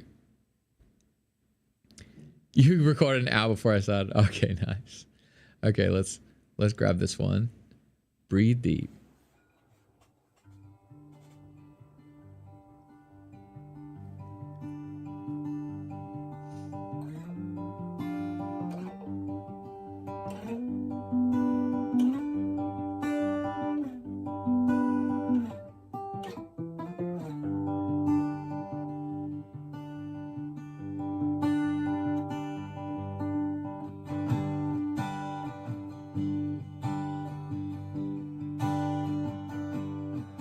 When the sun comes up and you've yet to go to bed,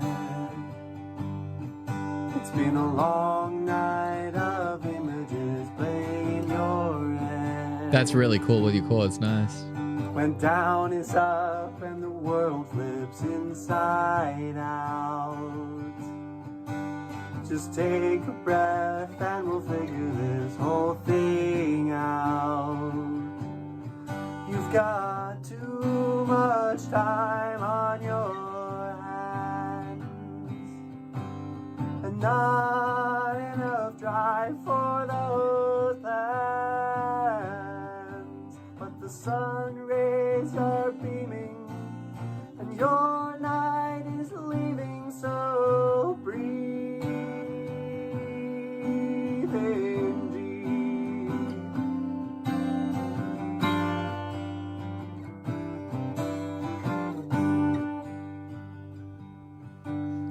You don't have to take this road alone. Through mountain paths and valleys you will roam. Just lay back and rest and let your mind sleep. Relax and let the future come to be. You've got too much time on your hands, not enough drive for those plans.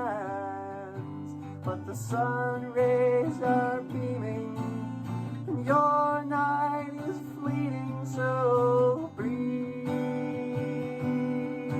in deep.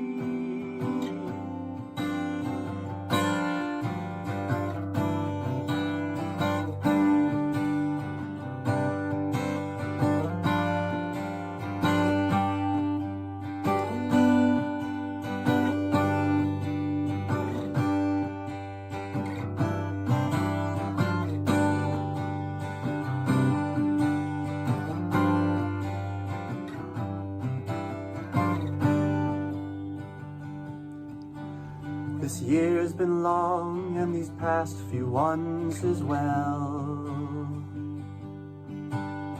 through darkened days and every sunfall to rise. Nice with the melody. Good. But the flowers still they bloom as we claw through the gloom. In this life there's so much more to see. We've got too much time on our hands and not enough drive for those plans. But the sun rays are beaming and my mind is reeling, so breathe in deep.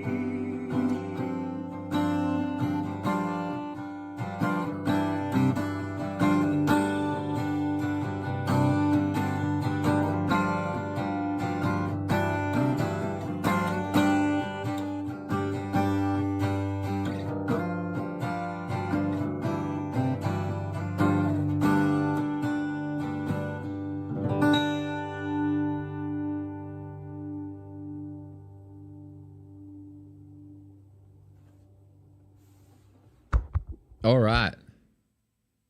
Okay, let's go back here. So right off the bat, I mean, it's definitely listenable. What I would do straight off the bat is whatever's here, this goes at the start. Main reason is this first part of your song is incredibly weak in its images. So what's happening right now is you're doing fine with the rhymes, the structure is cool, the chords are cool, you're doing super great with the melody, and you're doing really, really cool like unisons with the melody as well as the chorus, which like with the chords, sorry, and that sounds great.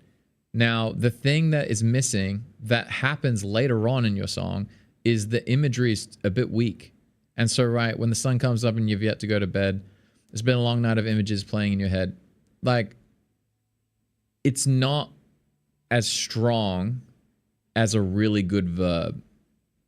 You know, the year's been long, past few ones as well, through darkened days and every sunfall to rise. And then you did the rise with the upper melody. It sounds really cool. Now, things like this, as we claw through the gloom, that is a very, very strong verb, as we claw through.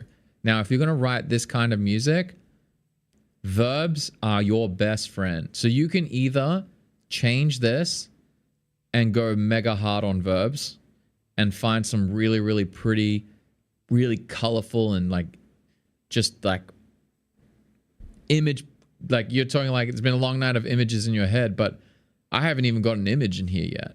So this is where you can be really clever and be ninja and find, it'll be just like a verb, you know, sun slithering above the mountains or things like that, you know, just like, I don't know what it could be. Just find some, just some ninja verbs. Like, shit. Sorry, I'm trying to find. Steve, have you listened to much of Steve's songs? Where was Steve? I wonder if he posted is the lyrics on here as well?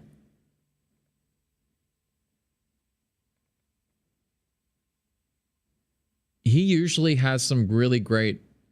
Oh, you haven't listened to? I would go check out Steve Milligan in the community. He writes songs that you'll actually really like, and tag him in your songs as well. So you could just like repost this video as a post and be like, hey, or you can just DM it to Steve and be like, hey, do you have any like lyric advice that you would change here? You know, Poltergeist jostling the dead. I'm not sure if this is the one that we were looking at. There was one that he did like some really, really, really craving the piece of a bullet. Craving the piece of a bullet. Yeah, that one. That's craving the piece of a bullet. Ooh. What a strong image. But he writes quite a few songs, and he's got some really, really great images. Verbs are your best friend when it comes to writing, especially in the style that you guys write. It's a lot more storytelling, and it's a lot more. I would say it's a lot more. It's intellectual, you know. You're really trying to connect with people that are at your level, which is completely fine. We will not write the puppy tune. No oh-ohs in our song at all. No ooh-oohs. We will have great verbs and great metaphors. But like for this kind of music, I would definitely be leaning very heavily on verbs. I would be trying to figure out immediately how can I get, like, you need a huge verb in the first line. Within the first verse, that like when the sun comes up and you've yet to go to bed, that's not saying anything. It's been a long night of images playing in your head. You haven't given us anything. And you've opened this huge colorful guitar part, but you haven't given us a colorful lyric. So you've given us this really pretty guitar stuff. So it's implying we're about to get something super profound and colorful. And then you've given us gray, where I want bright orange something, if that makes sense. Does that make sense? Because one thing that you want to do is if your opening line in your song is going to be like this, you want to think of it as like a bag of dye.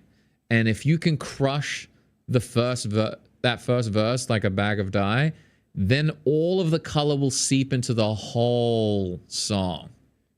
And then you're good. Then like when the sun comes up and that, you can put that anywhere you want. If you want.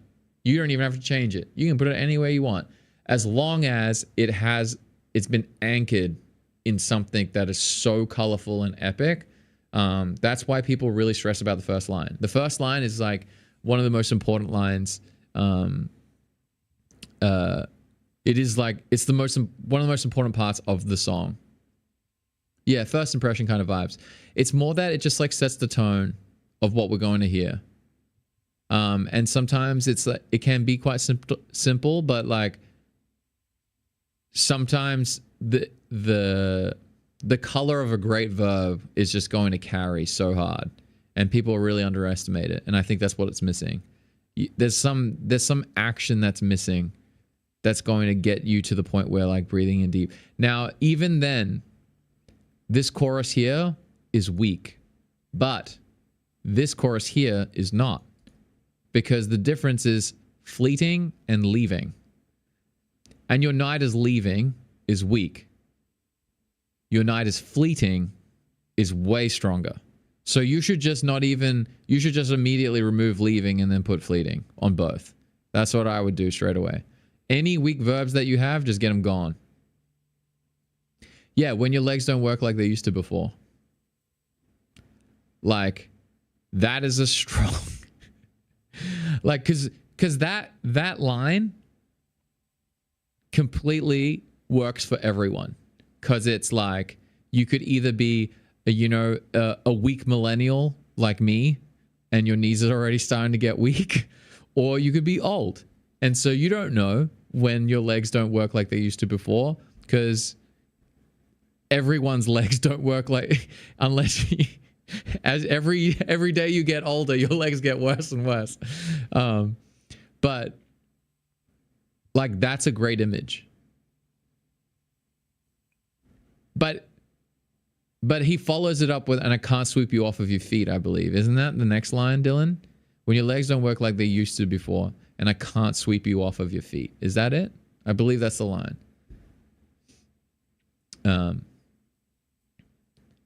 Yeah. No, do the best one, Adam. Just pick the best one. Don't be... See, that's the trick of songwriters, is like, go the best one every time. Always pick the best one. Especially in the chorus. because we don't ever want to changing. But my mind is reeling is also kind of fine if you want to do that, because it's a bit of a flip. My mind is reeling, that's fine. But if you're going to be and your night is fleeting and your night is leaving, you're going to repeat the unite one. Yeah, so sweep, that's a verb. So bam, he gives you the sweep. So there we go. So that's the things that I would say would need to be done. But really big kudos on this. Every sunfall to rise, and then you rised with the melody as well. That's called prosody, and we love that. So that's really, really cool. I like that a lot. And then like I said, we claw through the gloom. That's great. Night is fleeting. That's great.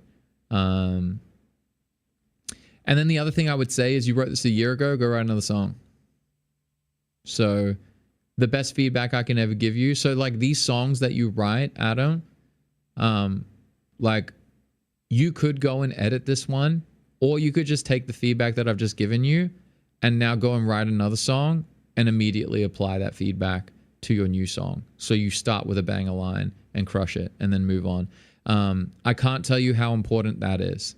Majority of people, when it comes to songwriting, they'll be like, because it's a lot of effort to get a new idea out. Like it is a lot of effort to push that out. I know, because I don't write many songs. I'm mega lazy with it. But if you want to get good at writing, you just need to write lots of songs. This song is going to be one of the worst songs you ever write.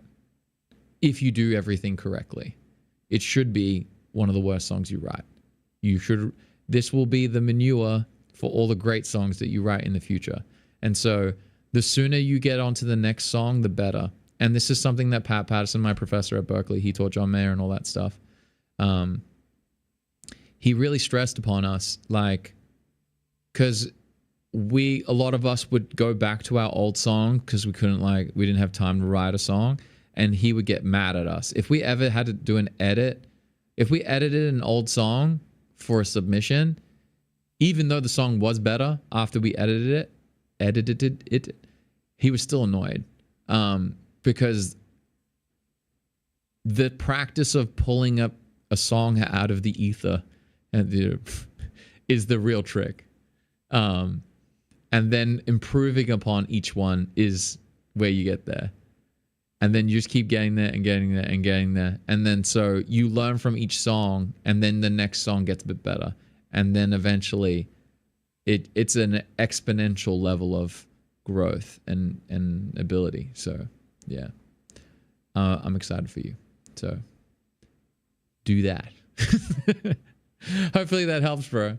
And definitely share your music with Steve, because he'll love it. He'll really, really like it. And then Trish as well in the community, definitely hit her up as well. Trish loves words. And she has definitely put in a lot of effort to learn about lyric writing. So I would highly, highly recommend, if any of you guys are getting into like lyric writing, and oh yeah, Trish is on TikTok. Yeah, says there she's hanging out on TikTok now. So there you go. Like words, she loves words, and she loves all this nerdy stuff that we talk about. And she'll this is what the community's for. You guys should definitely bounce your ideas between each other. Like even if you're not going to take in the idea, this is the same thing with you guys giving advice to people. Like say you give someone advice and they don't take it, that's on them. Don't feel bad. But the fact that you guys can all share your experience, and then someone can either take that information on and be like, yes, I want to apply that to my stuff, or no, I don't want to apply it. You're still giving them something. You're still making the cog turn. Because sometimes you might give someone advice and it might not be the advice they want to take, but it inspires them to do something slightly different because what they're doing right now is not right. So that's another thing as well. So just remember that you guys don't have to be like mega correct and all that stuff. You just need to help each other move forward, and that's all that matters. All right. James has got an original song too. Oh man, we got heaps of original songs. Oh damn, we forgot to. Originally. So normally James, he's not in the chat anymore, so I can't really help him out with this. But we usually get you got to give me the lyrics, but we'll see how we go. It's an original song you're working on. Think of checking out this platform called Musiversal subscription, where you can hire out musicians on unlimited virtual sessions. Cool. Posting original content could use help with hashtag formatting TikTok. Okay, getting more track. Okay, cool. This makes sense. Perfect. Okay, so we're about how to build your brand on the socials.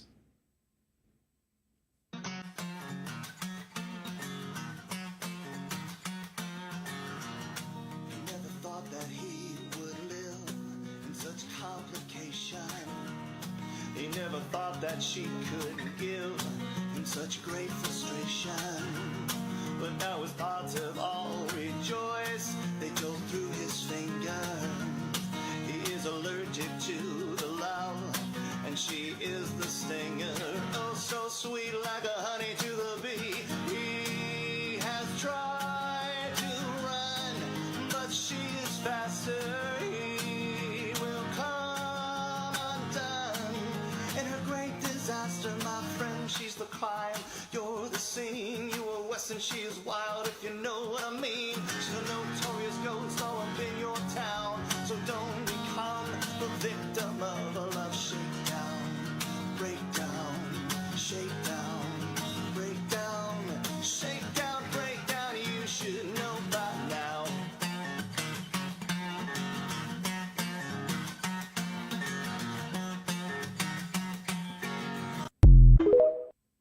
Okay, cool.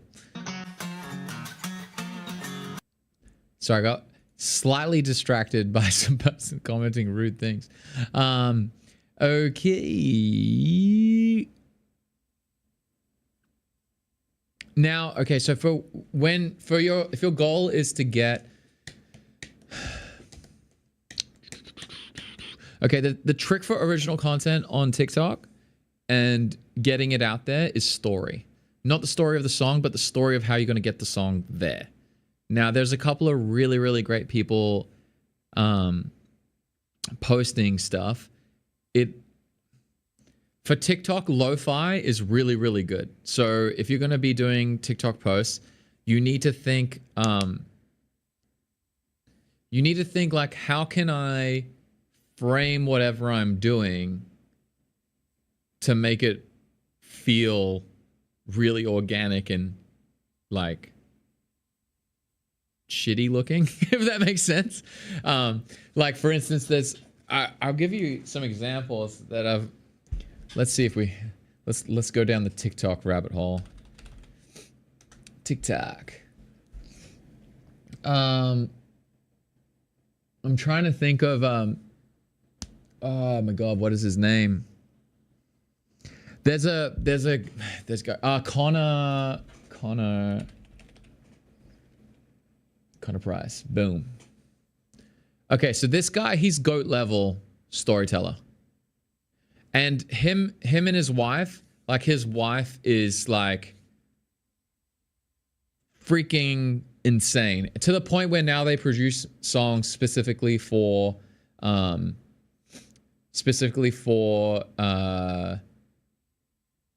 like he'll write his songs for TikTok.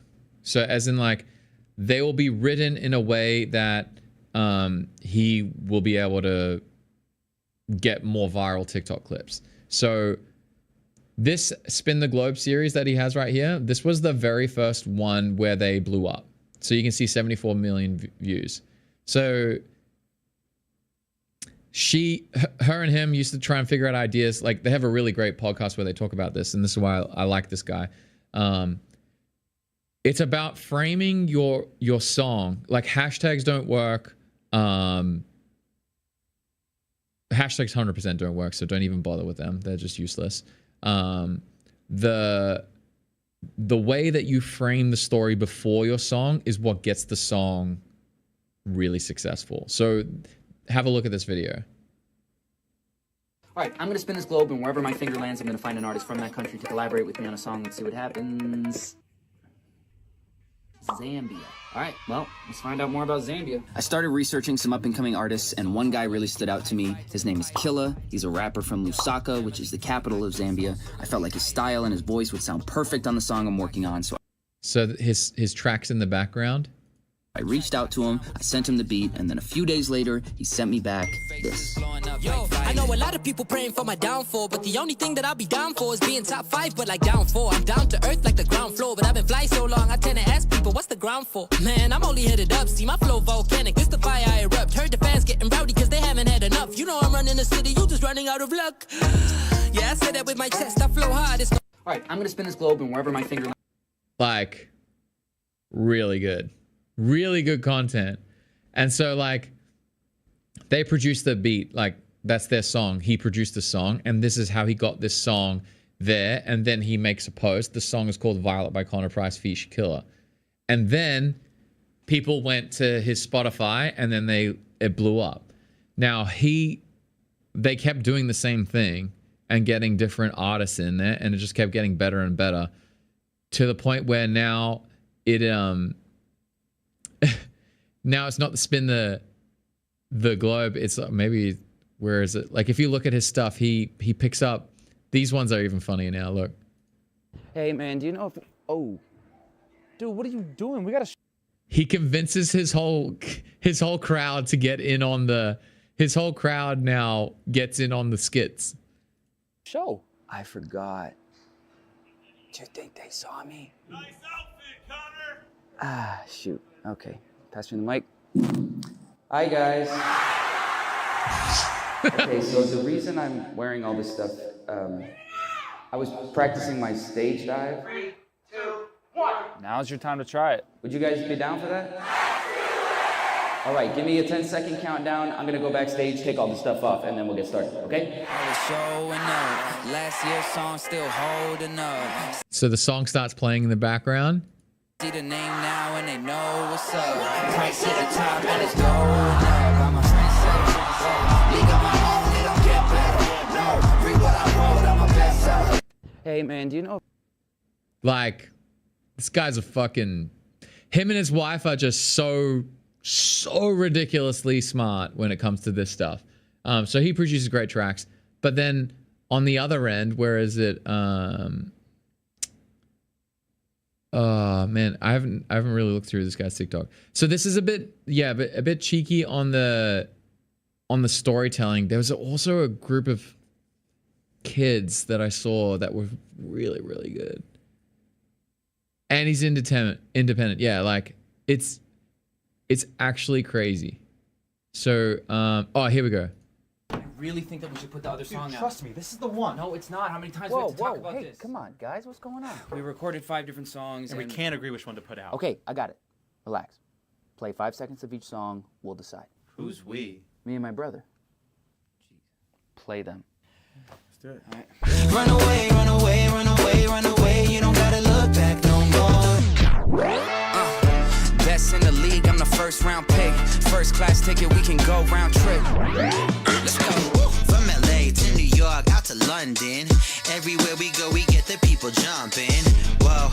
Like you just want to watch it all. Like, and this is the most god tier level of storytelling. Like this is in my opinion, like top storytelling on TikTok for like anyone doing original music or anything on TikTok. Like this is the guy you model everything from. And like friends of mine in Nashville, he does a really great job with this as well. He's independent. Oh my god, how is my brain? Oh, Spencer, how can I? So he does the same thing. Like, this song's either gonna break you or heal you. If I could love the wrong one. So you guys, I don't know if you heard earlier when we were talking with Abishek, he does the same thing. This song's either gonna break. It's lo-fi in that like you don't even really have a good microphone. He's saying he's gonna break you, blah blah, and then Or heal you. and then it cuts into the proper recording. So it's all scripted. Like all the content is scripted. Like great content is very, very well scripted. To think you're going to get a viral post on TikTok or anything that's going to get you a lot of brand, or make you grow and do a successful thing by not putting in effort is like delusion. So that's one thing as well for this stuff. So if we look at his popular ones, like these are the ones that slap the hardest. Oh, yeah, yeah, 13 The million. song's either gonna break you or heal you. Yeah, we just watched this one. But that was 13 million views. Soulmates aren't found there. Babe, yeah, we choose each other every day. Even when we bend, we know we won't break. So that's pretty cool. This one, he's just got the story of the groom's reaction. Stand up here with you. I've been to hell and back, but if means a life with you, well then I do it all again. Just wait till he's got the captions there. Cause you're worth the wait. All of my dark, dim and lonely days. Every goodbye and And he's got his song in the background. me home. I was just holding on, praying you Should I put out for anyone getting married in 2024? strong. Took me forever to find you, but finally forever's just 2 words away. So, like, you got to hack attention. And this guy, he knows how to do it. He's done a really, really, really good job. What a beast. But, yeah. Because James, that's... Because, like, with your song, like, no one really cares about the song. This is one thing that we should always as creators, always remember that no one gives a shit about us. As long as you have that frame that no one cares about what you do, and it is your job to get them interested. And so that's either going to be through great visual hooks, that's going to be through great audio hooks, things like that. You should never expect that someone's going to be like, man, I'm going to listen to this like whole verse and get to the chorus, and then maybe they're going to like what I do. This is not how it works. They like, no way. There's too many good people out there that are going to absolutely crush it. So that's what I would highly recommend you do. Start trying to find some people that you think are awesome when it comes to content, like their content is hitting a lot of people and it's resonating with them. And then that's how you're going to be able to pull in the listeners, because you have it over here. Because you got it here. So this person won the original, but did the Steve guy reply? And you're doing a great job replying, so that's great. Now, the other thing that's really, really important, you fall asleep after the first year. It's really hard for people because there are so many people that are really, really, really good at content. And so you don't have to be like an actor and do all that stuff like that. That Connor Price, he actually was an actor. He was really successful. He was a successful actor as well. But what you want to do is think like, how can you build the story? I'm trying to think of like there's a band, there's like 4 kids and they're like, how you feeling about this? And the guy's like, I don't know, I'm feeling good. Feel good. Boom, boom, boom, boom. But like, feel good. Let's see if I can find it by looking at the song. Oh yeah, this is it. Boom. Okay. This group, these kids crush it. They're so good. So good. Wait, where was the feel good one? Have you guys seen this group? True Blood Band Official? Look, watch how they do this.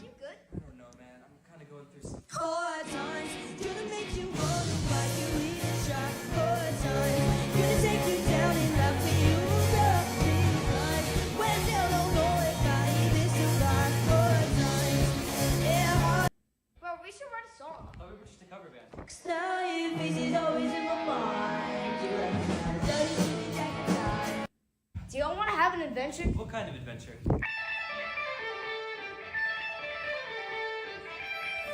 Like, so simple. They're not going around being like, let's play this. Oh, Keely, what's up?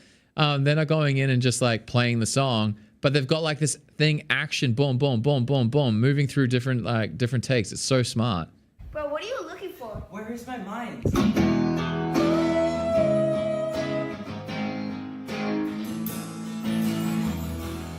Bro, why are you you're so sad? I feel like I'm locked out of heaven. Cause you make me feel like I've been locked out of heaven. For too long. And then the other thing is they're picking the best parts of the song. They're not just like gonna play the intro and do it. They just go straight in and just start shredding the right part. They're like, what is the best part of the song? Bam. Bro, just feel on my test. Just move along. When all you try to keep is strong. Move along, like I know you do. So good. Such, like, they're crushing it. But yeah, that's why, I mean, you're wondering like, how do you get like huge attention? There's gonna be thousands of like kids that are really great at music and doing all that kind of stuff, but they're not like, not as good as these guys, because these people understand attention. Whoever's, maybe it's the people behind the socials, maybe whoever's doing the videography, I don't know who's doing that, but they've got it down. They've got their formula down. And so you figure out what works for you when it comes to your content, James. And really, you got to think about, like, you really got to go through the rabbit hole of finding successful creators, because just being so there's two thoughts, right? There's two camps, really. You're either going to be creative, and then you're going to be able, like, creative in the sense of like creating a skit or creating some form of like hook that like brings people into the story, so then they want to actually see what you have to say or sing or whatever. Or alternatively, you are so ridiculously good that it doesn't matter. So that's the only two ways. And even on the ridiculously good side, the best pair is doing both. And that's like Connor Price, right? Who was that? There was a chick that popped up who's crushing it. So dancing in a... I don't know if you guys have seen this one, but this is no, this is not working. It should be a really popular one. No. Maybe it's... Let's see if this... If I scroll down. No.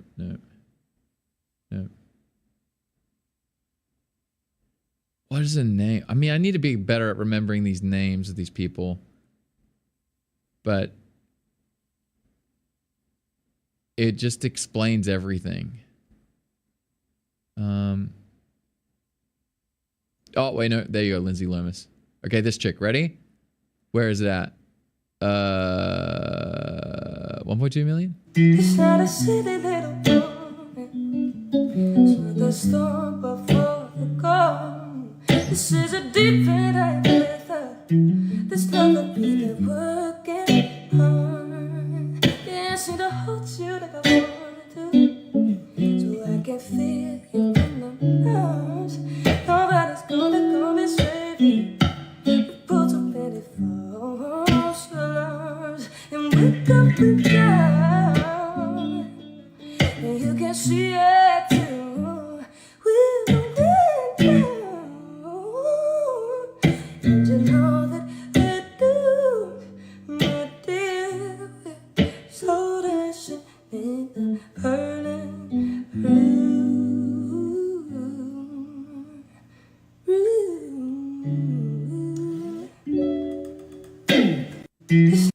So that also gets views. And then obviously she put a lot of effort to look good, and she's like looking in the camera. She's doing all the things that you should do in the packaging to make it great. But she's super fucking good. Super good at singing. And great at the guitar. Like, crushes the guitar. So it's like, that's what gets to 1.2 million. So you kind of like get stuck at, like, when it comes to content creation, like a lot of people do get stuck. It's like, to get to that point is a lot of work. And so I would highly recommend what you do, James, is go through a lot, like, to give you like more traction on TikTok and formatting for TikTok, things like that. Go through anyone that you think you can connect with as in like, I could do that, and then copy their shit. And you want to copy as many as you can, and then post as many videos as you can, because you want to start learning through doing. And then if you can do that, then you will win the game over time. But we're talking like, it's going to take like 500 posts maybe. Like I would set that benchmark. Like for me, for when it comes to streaming and what I'm trying to do, I have like, once I hit 1,000 streams, I'll have a look and be like, all right, what do I need to change? Because I'm pretty sure my strategy is going to work. By the time I hit 1,000 streams, I will most likely be like full-time content creator. So that'll be like really nice. But that's my standard right now. It's like 1,000 streams. Like just keep working hard till you get to 1,000 streams and then start changing. And right now we're at like 270 streams or something like that. So I'm like only a quarter of the way down, and it's been 2 years of streaming now. So 2 years of streaming, we're at like 270 streams. And so like, it's a journey, and I'm only a quarter of the way. And so like, that is kind of like, the content game is work, and it's a lot of work, and it's a lot of time, and it will never happen fast. Because for anyone that does happen fast for, it immediately goes away afterwards. So as quick as it happens is as quick as it goes. So if it takes a while for you to get there and you really figure out the craft and you figure out how you can hack attention towards your brand, your packaging, towards your ideas and your songs, then you want, like, if you can go through that slow process, then once you hit the thing that works, then you just go 10x on that. Like, you'll even hear the Connor Price's wife, when they were talking about it, when Connor's Globe video hit, that first video that they did, the Globe one, they tested it out and they tried it out. And as soon as that hit, they went into overdrive. They had just had their firstborn, and they were doing like 18-hour day rotations of work.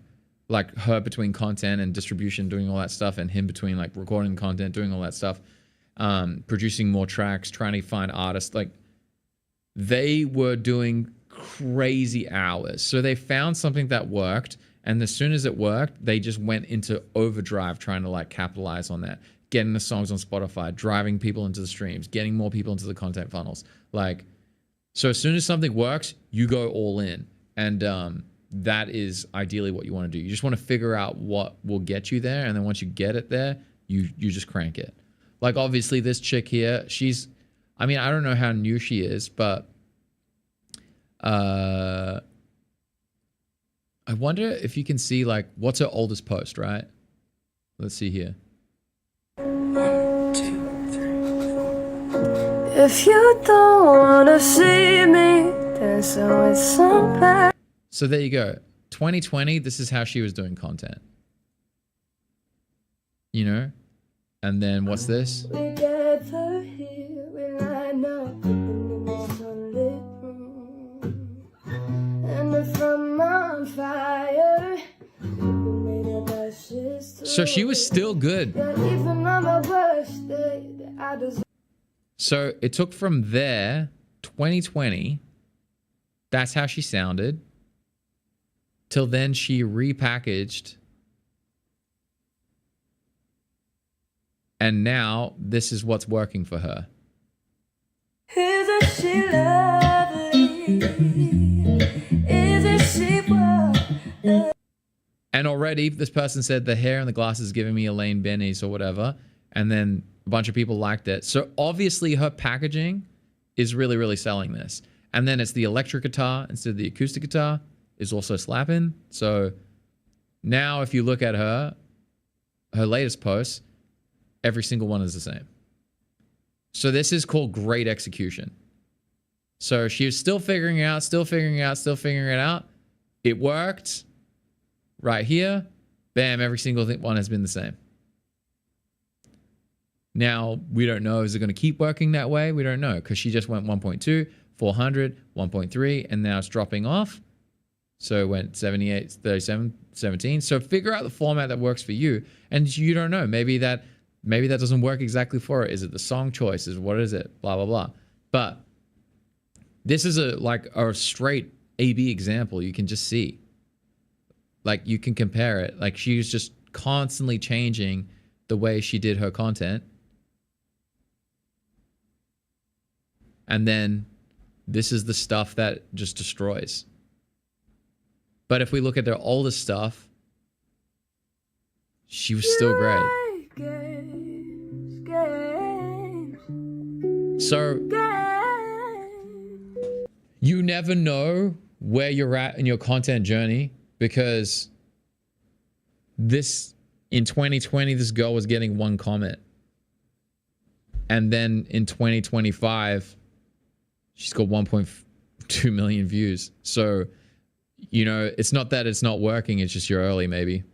So you just got to find your people. And James, the craziest thing as well, James, which is mega underrated, especially within the content creation community and things like that, is you're older.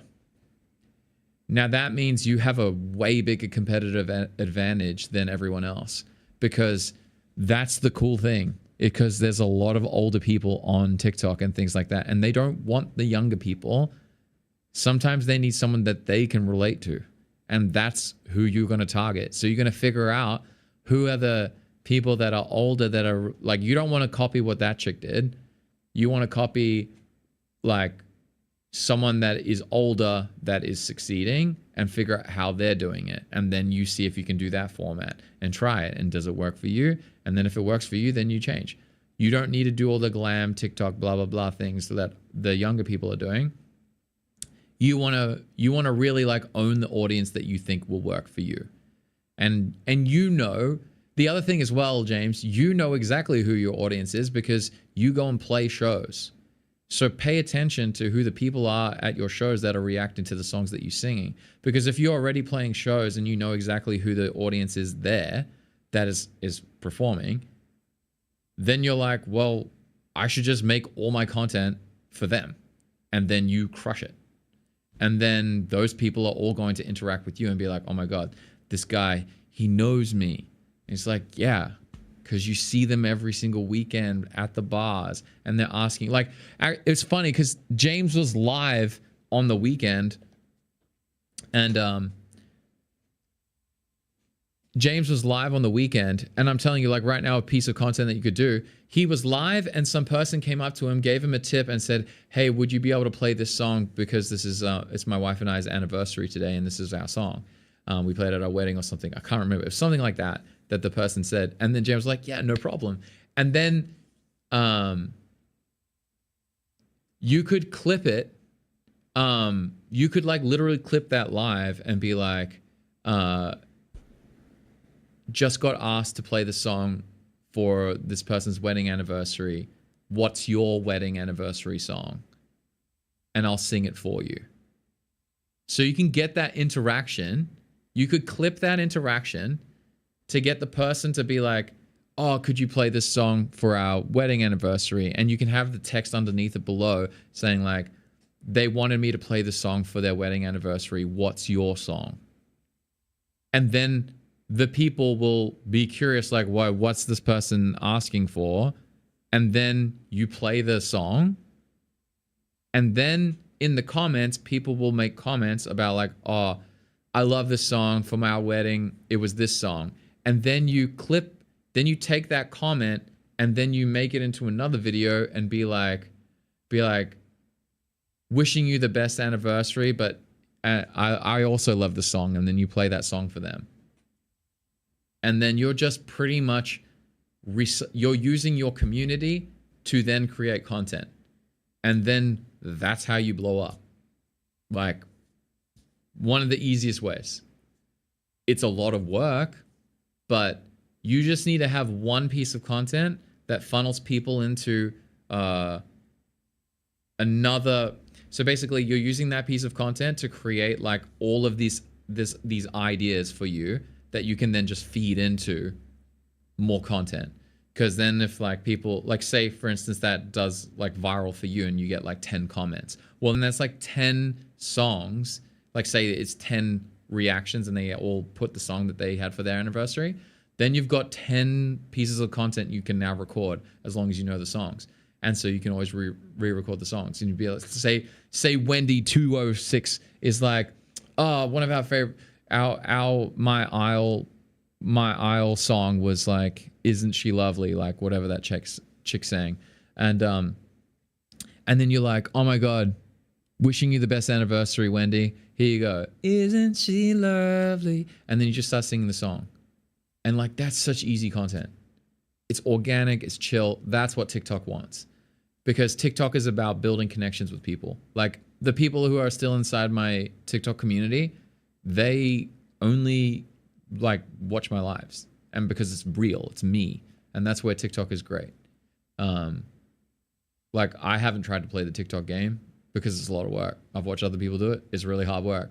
So hopefully that helps you out when it comes to figuring out how to gain more traction and get the formatting of your content. But that's the action step I would take. But understand that is what the TikTok universe looks like, James. So hopefully that helps you. All right, lucky last, we got Thomasz, Blues Session Improv. All right.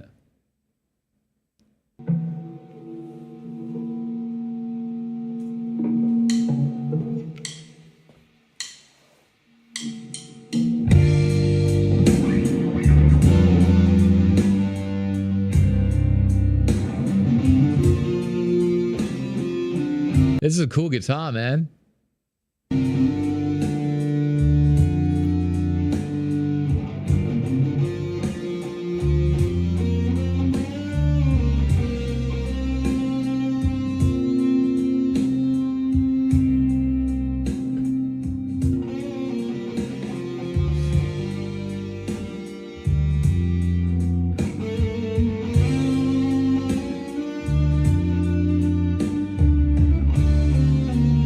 Okay, I already know how to help you really fast, but I'm going to kind of skip through this video just to see different parts of your playing and see what else is there.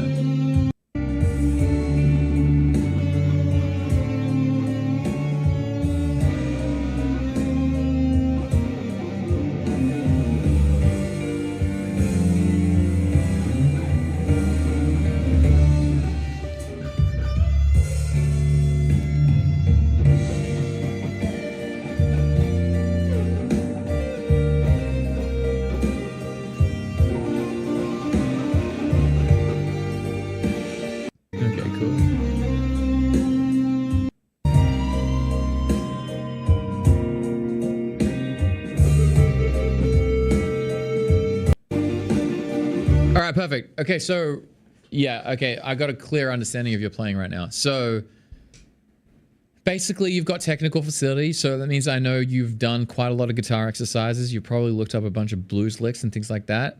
Right now, your biggest problem is playing to backing tracks and continuing to do exercises. What you need to do is throw those all away.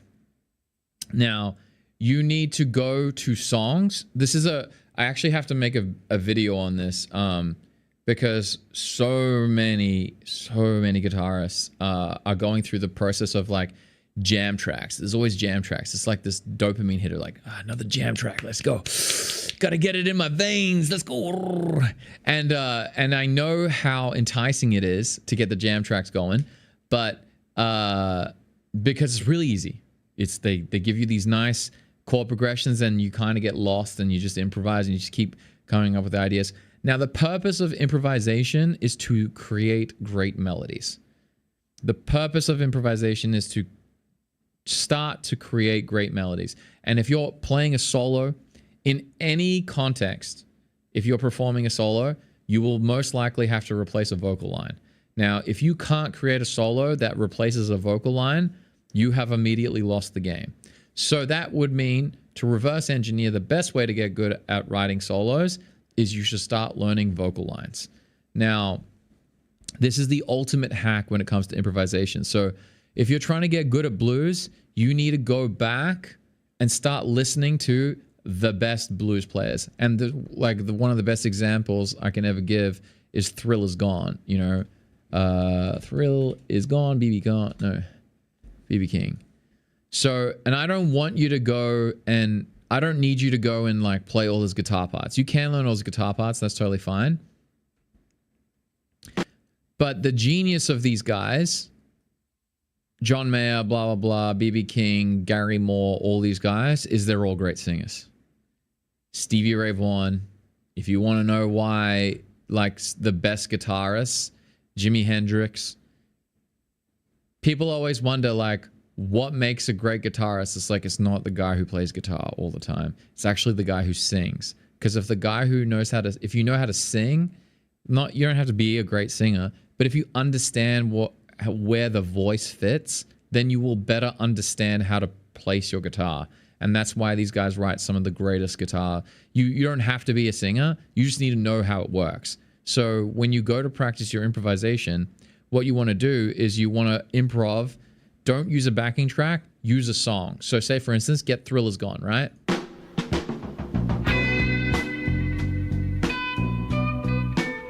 Man, I will never get over. I can never, ever get over that opening guitar line. It's just so good.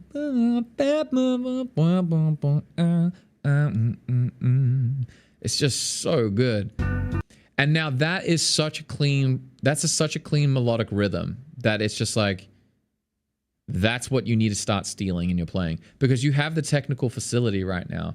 You can do the hammer-ons, you can do bends, you can move pretty quickly, but there's no feel in what's happening in your playing. And that's because the rhythm of your playing it's just missing it right now. Like you're missing the whole feel element, and the feel element's going to come down to you extracting the rhythmic phrases of everything that these guys do. It's not about you getting like the right notes, it's about the phrase. So for instance here, so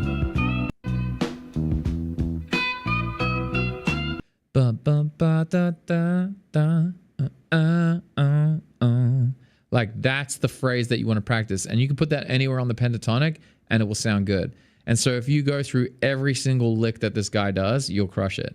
The thrill is gone away. Now the biggest hack is stealing this, the vocal line. The thrill is gone. The thrill is gone. Da da da da da da da da da da da.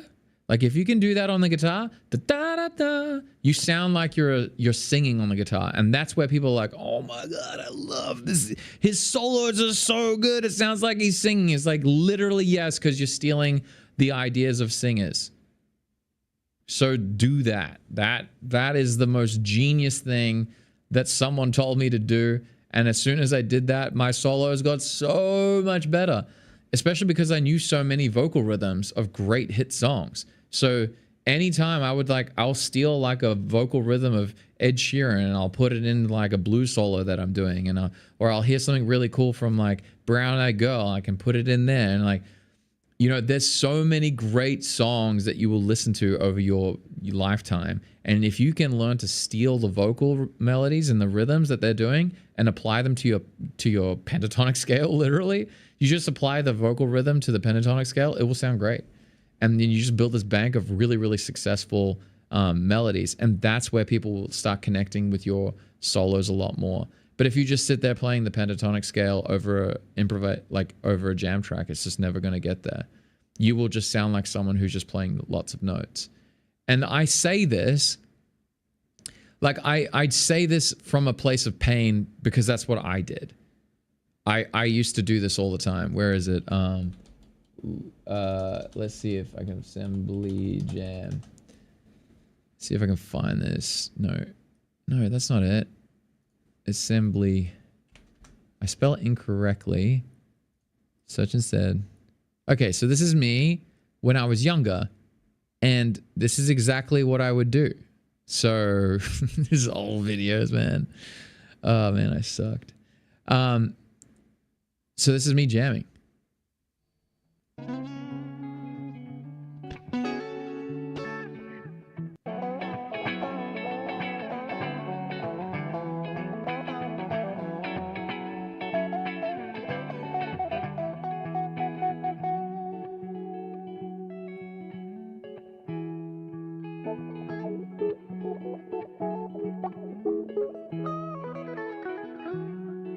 So I'm just like playing lots of notes. There's no real like ideas coming out. So yeah, that's kind of the sad thing.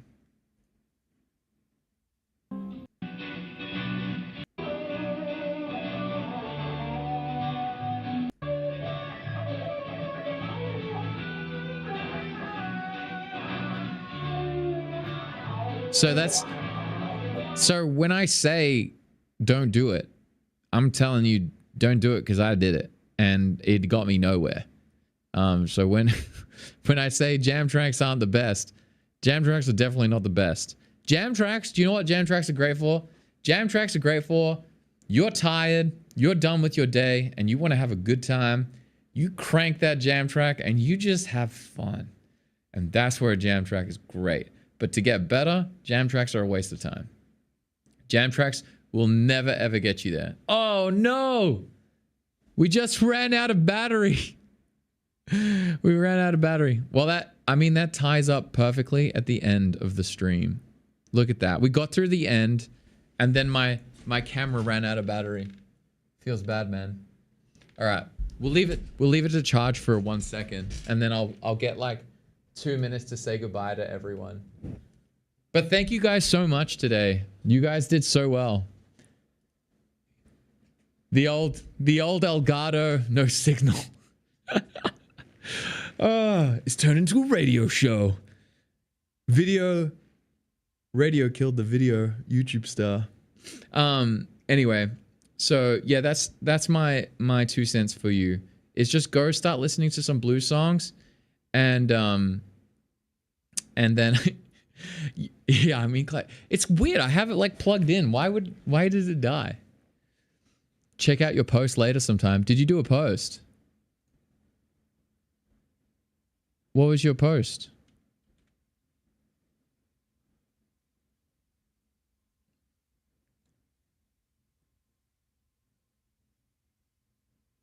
Where is it at? Is there another post? Oh, Caleb, you did a post? Wait, what? You just got the biggest gig of your life? You were the one who's playing at church camp. Host.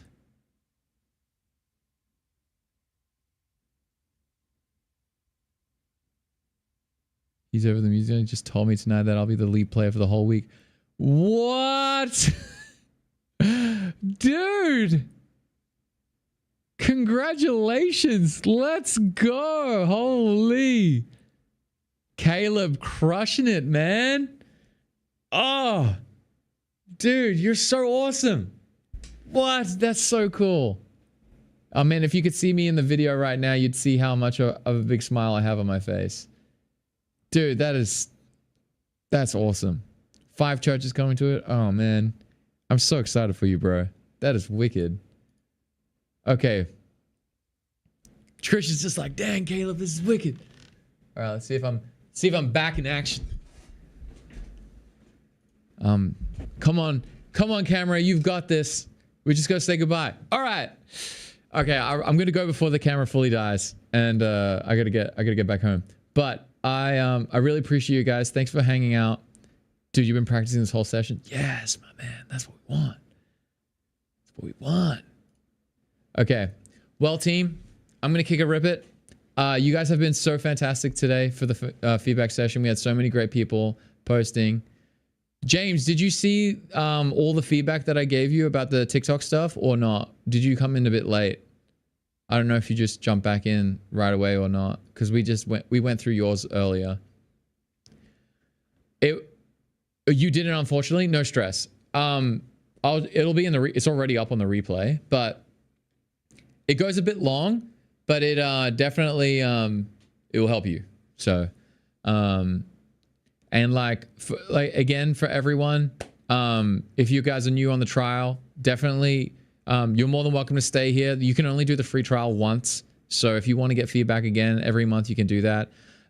If you want to check out the practice room, which is like the hardcore mentor community, this is where if you want to like really crush goals in music and whatever it is that I can help you with, this is the one that crushes. And we've got 4 one-on-one coaches added to the annual program, and you get lifetime access to the online music school. So you can do everything that you want to do here. And this is where we meet up every Saturday and give feedback. Caleb's in it. He's crushing his goals. Trish is in it. We got a bunch of people in it. It's a really, really cool community, and we have a lot of fun. So up to you guys if you ever want to check it out. But it's time for me to go. So I really, really appreciate everyone's time. Thank you guys so much. Good times. Great effort, everyone. And I will see you guys tomorrow for some singing. So I'll be back in the studio jamming for you guys. And hopefully my camera won't run out of battery for that one. So pressure's on. All right. See you guys later. Stay safe. And I'm going to turn TikTok off first. Bye, TikTok. Bye. And then I'm turning off everything else now.